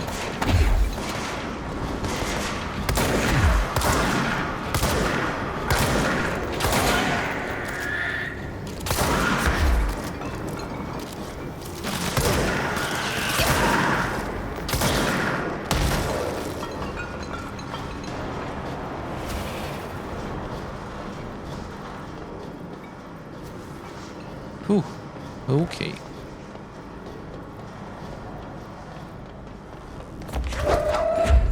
There go the pipes. Nothing more satisfying than manual labor. And now the energy converters.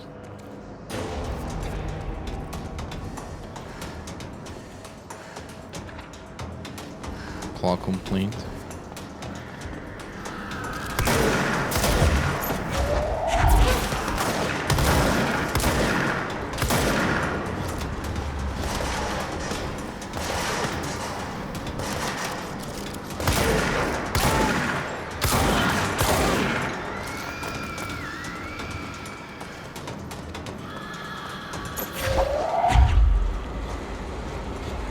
Where is it? I saw it there. Huh? Ah, there we go.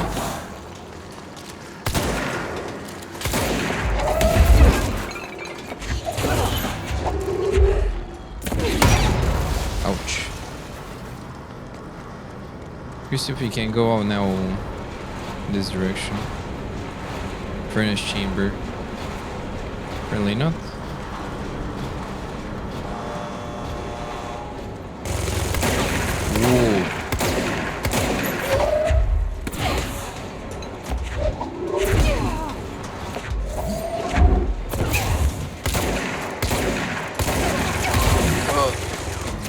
shit. I tried to dodge. But I was too late. Has your angle arrived at the most recently accessed control point? Yes. Yes, that is right.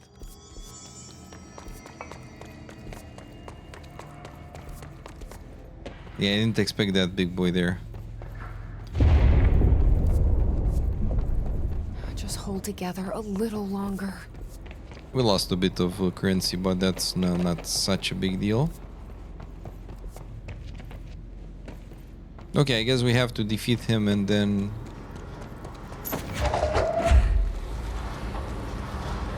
we'll just continue.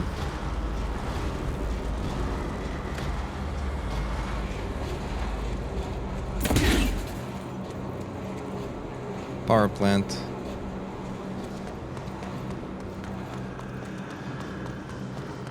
Do we have to do... ah, okay. I thought maybe we have to do something.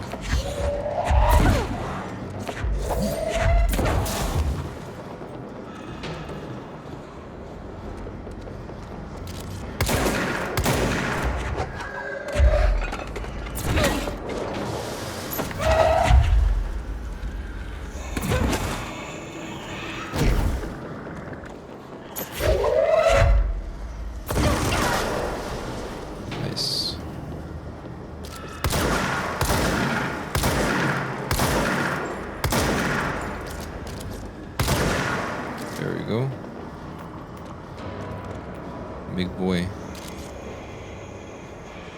Strike face.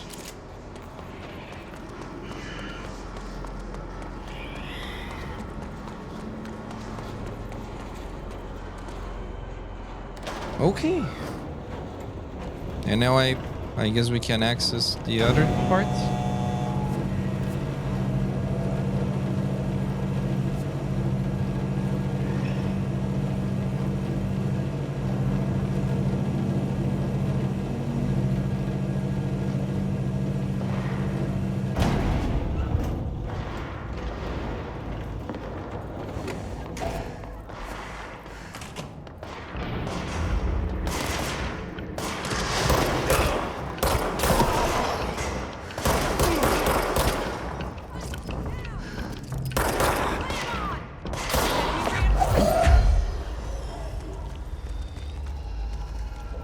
Oh, there you are.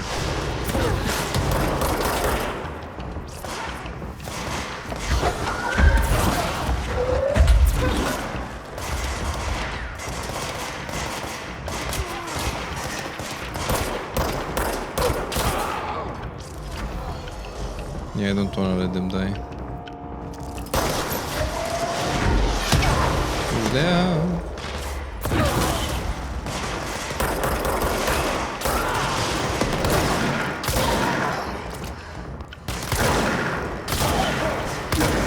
There we go.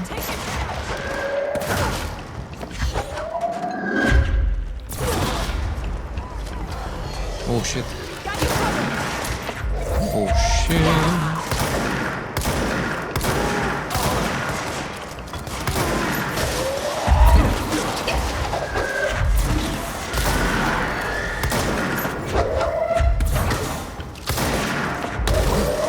I wonder what those monsters are. Like, soldiers, okay, I get it. But what in the name of God was that?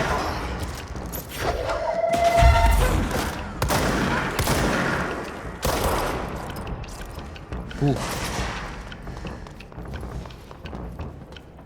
Is it over? You're covered.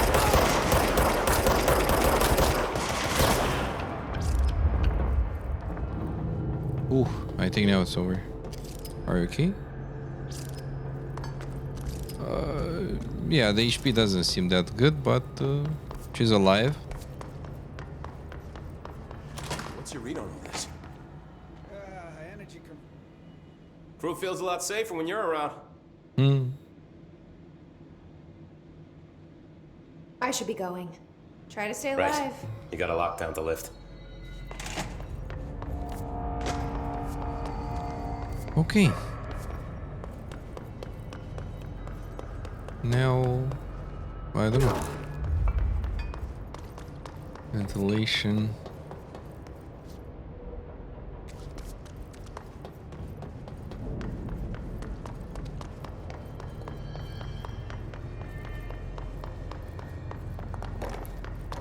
Elevator.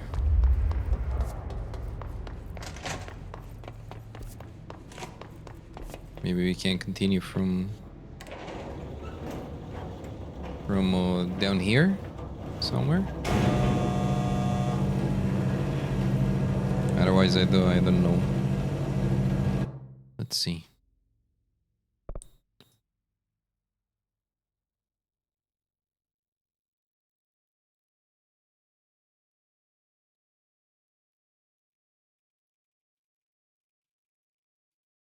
Let's see.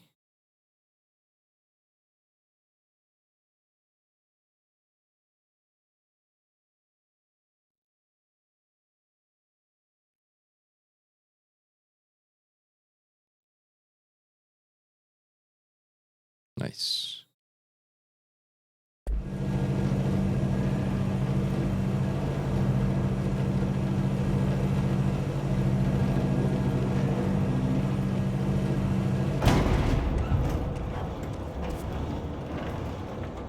Coolant pumps.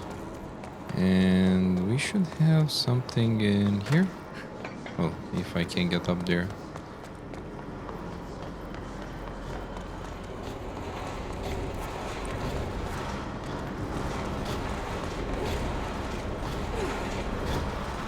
Oh, there we go. Like that. There's no room in here. I don't get it. Look at this. So there should have been a room. Is it down here? And I'm blind? Nope. Again, yeah, the map is really weird.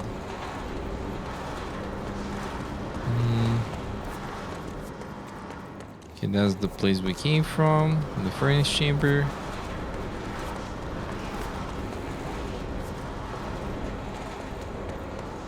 Yeah, I guess we take it back. And from there, I don't know where to go.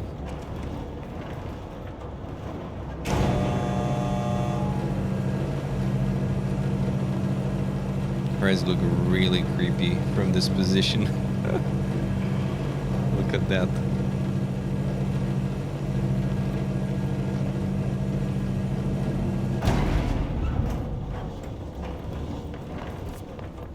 She's a cool protagonist.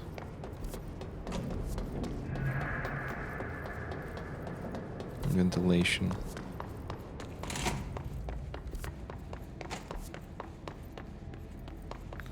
And here's another, yeah. Or maybe I need to go down here and talk to a janitor. Yeah, see power plant, level 1. So wait, level 1, level 2. So if we go up, we were 1. Yeah, let's see. Okay, so we go level 2. To ventilation.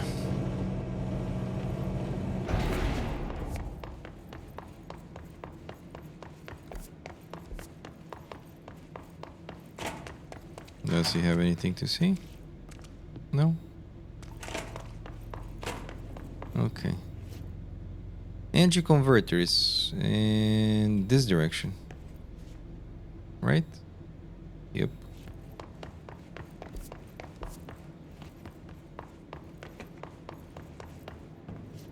Yeah, okay, we need to go down. Use the NSC. Yeah. I'm not sure where to fix those. Traveler. Hey, Justine, welcome. Hello. How are you doing, my friend? Welcome to the stream and thank you for the follow. Hope you're doing good.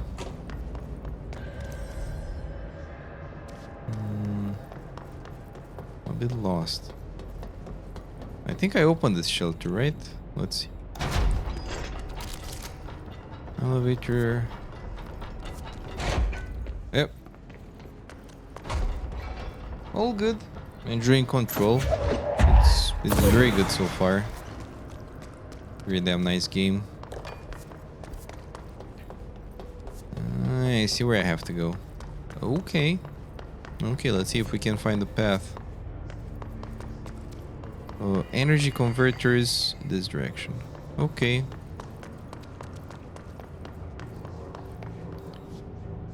Energy converters this direction and well. Yeah. I was blind.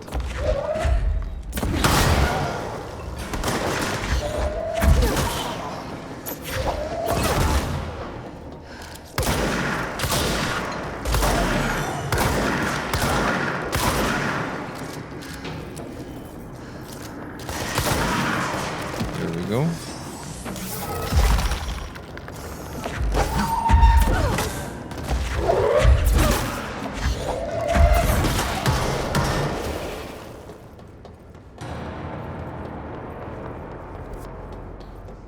There we go. And it's here. Okay, so as you mentioned, yeah, my friend the Beardo. At last, we reached this place.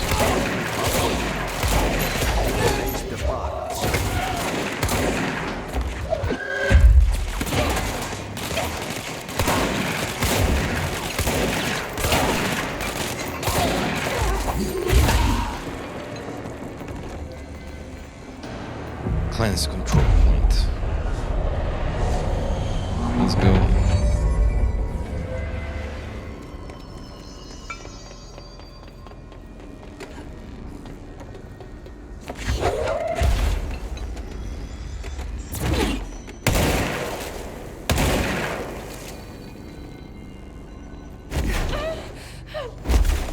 Ouch.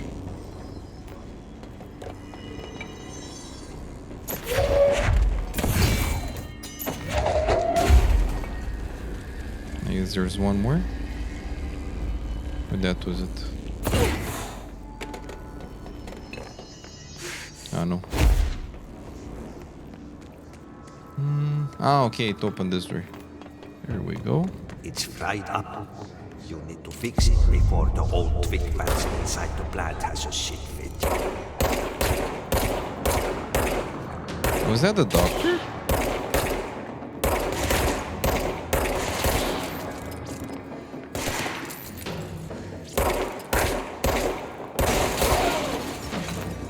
Me naming.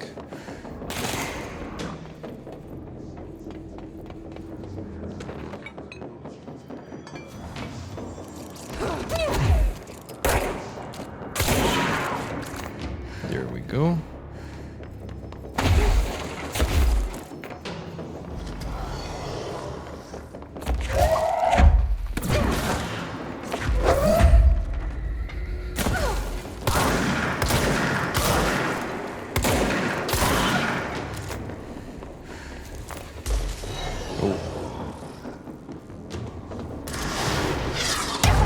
Ouch. I forgot how to activate the shield. Oh yeah, like that.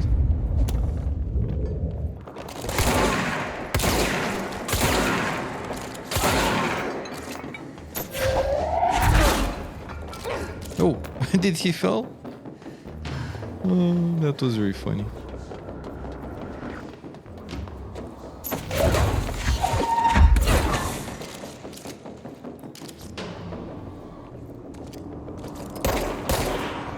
There we go.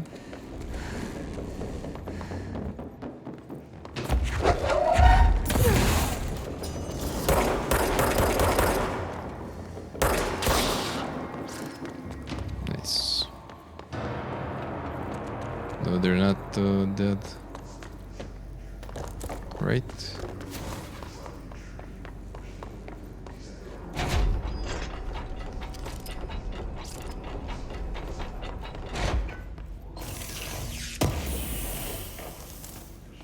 Any files? Nothing. Okay.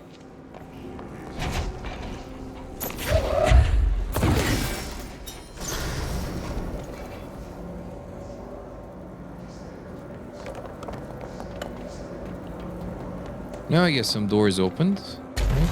Oh, hello.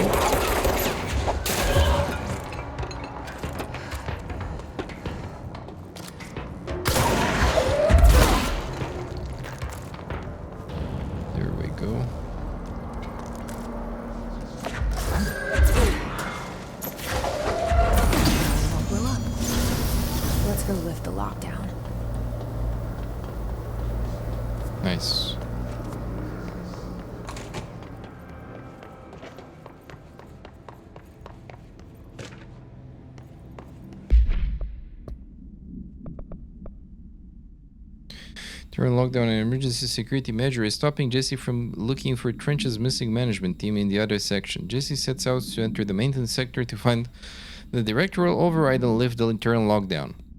With Ati's help, Jesse reaches the maintenance sector where the internal lockdown can be lifted. She helps Chief of Security Irish to stabilize the overloading NSC power plant before performing the directorial override and unlocking the sector elevator. There we go. And before we continue, I want to look for missing stuff.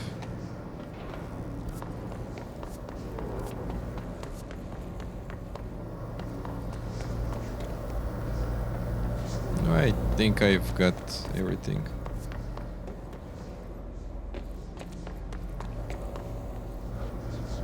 Yeah. Did I think I got this one, right? Let's see. No, I think I did. Huh? Yep. Though it shows like it was never opened. Weird. Imagine using this and falling. That actually happened once.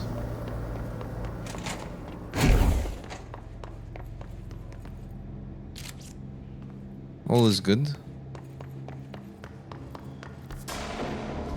Control room.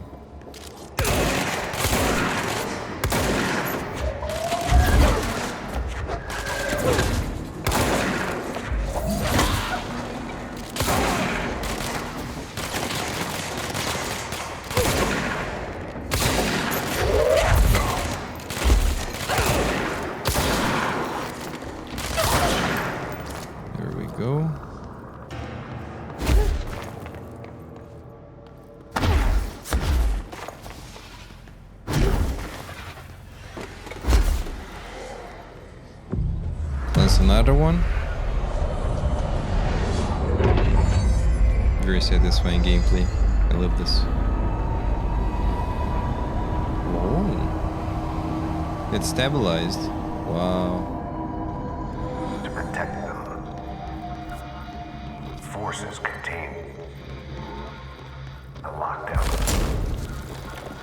can only be lifted by a directorial override.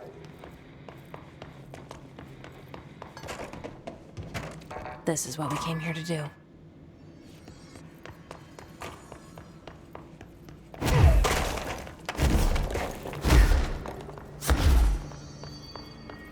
The override. Let's do it. Oh. We need that gun. Service weapon.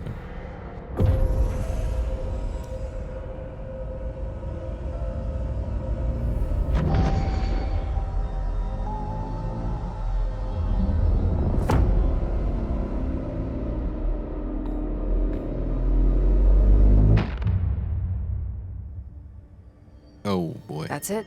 The other sector should be open now. That was big. I think it's time I told Emily why I'm here. I'll risk it. You two should get to know each other. Okay, so that's... Ah, okay, we arrived back.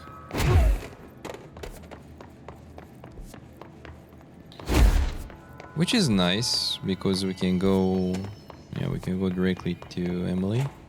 Control room. Nice. Okay, that's really good design as well. Like, you don't have to take all the way back.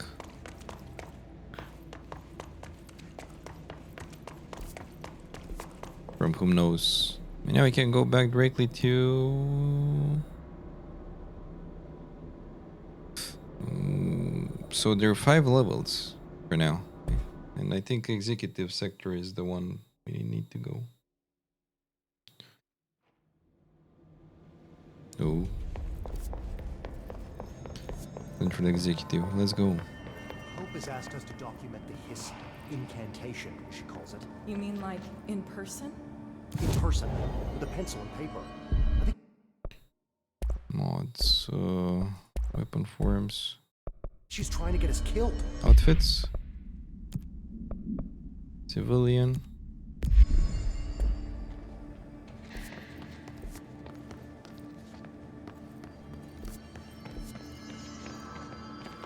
boardroom, I assume.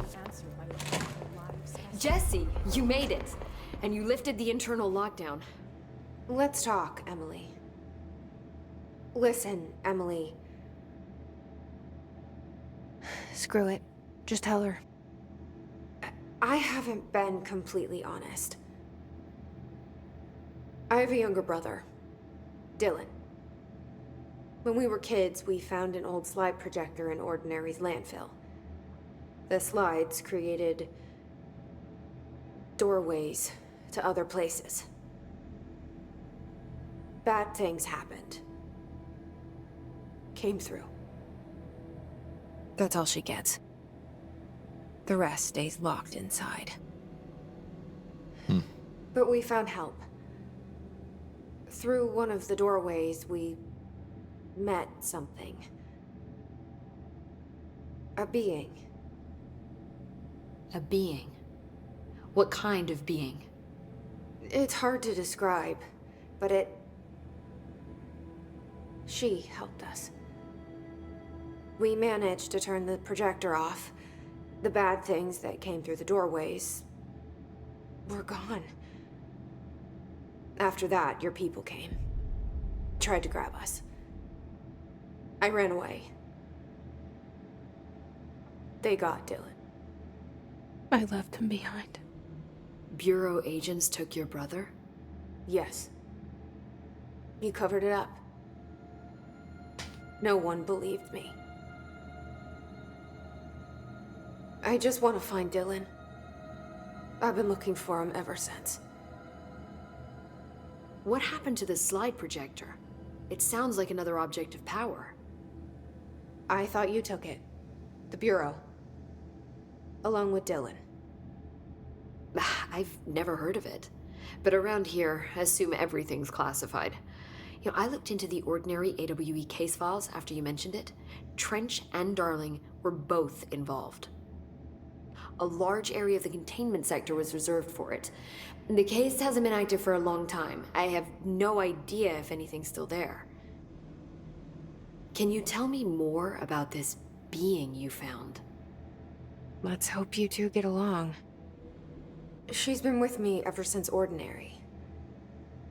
In my head. She led me to you. I call her Polaris. As in a guiding star. Did Polaris know about the hiss? If she got you in here in spite of the lockdown, she's very powerful. Which may help explain your test results. Your readings are incredible, Jesse. Now, cross-referencing them with the database, I found 2 matches in Darling's old classified files. Unfortunately, I can't access them beyond the file codes, but one was P6, referring to a prime candidate for a potential future bureau director. This was logged years ago. Dylan. Maybe Dylan was one of the other directors? Is on something called Hedron, which must be connected to these Hedron resonance amplifiers somehow. All I know is that Marshall went to the research sector to secure the HRA production after the hiss first attacked. So, Marshall seems like our best lead on Dylan. I need to go after her. How can I get to the research sector? Use my keycard. The sector elevator will take you there. Clearance level 3. Oh, shit. Marshall is the next step. What Emily told me about Ordinary, my powers being connected to things in the Bureau's past. I am so close to something. Do you feel it? Something's coming. We take turns to come for a visit. I helped you. You owe me now. And when time comes, I will come calling. Huh? Well, we did all the work and maintenance. What the hell? Mission 3 completed. All Boys Club. Maintenance major targets. Okay, so we have 2 missions.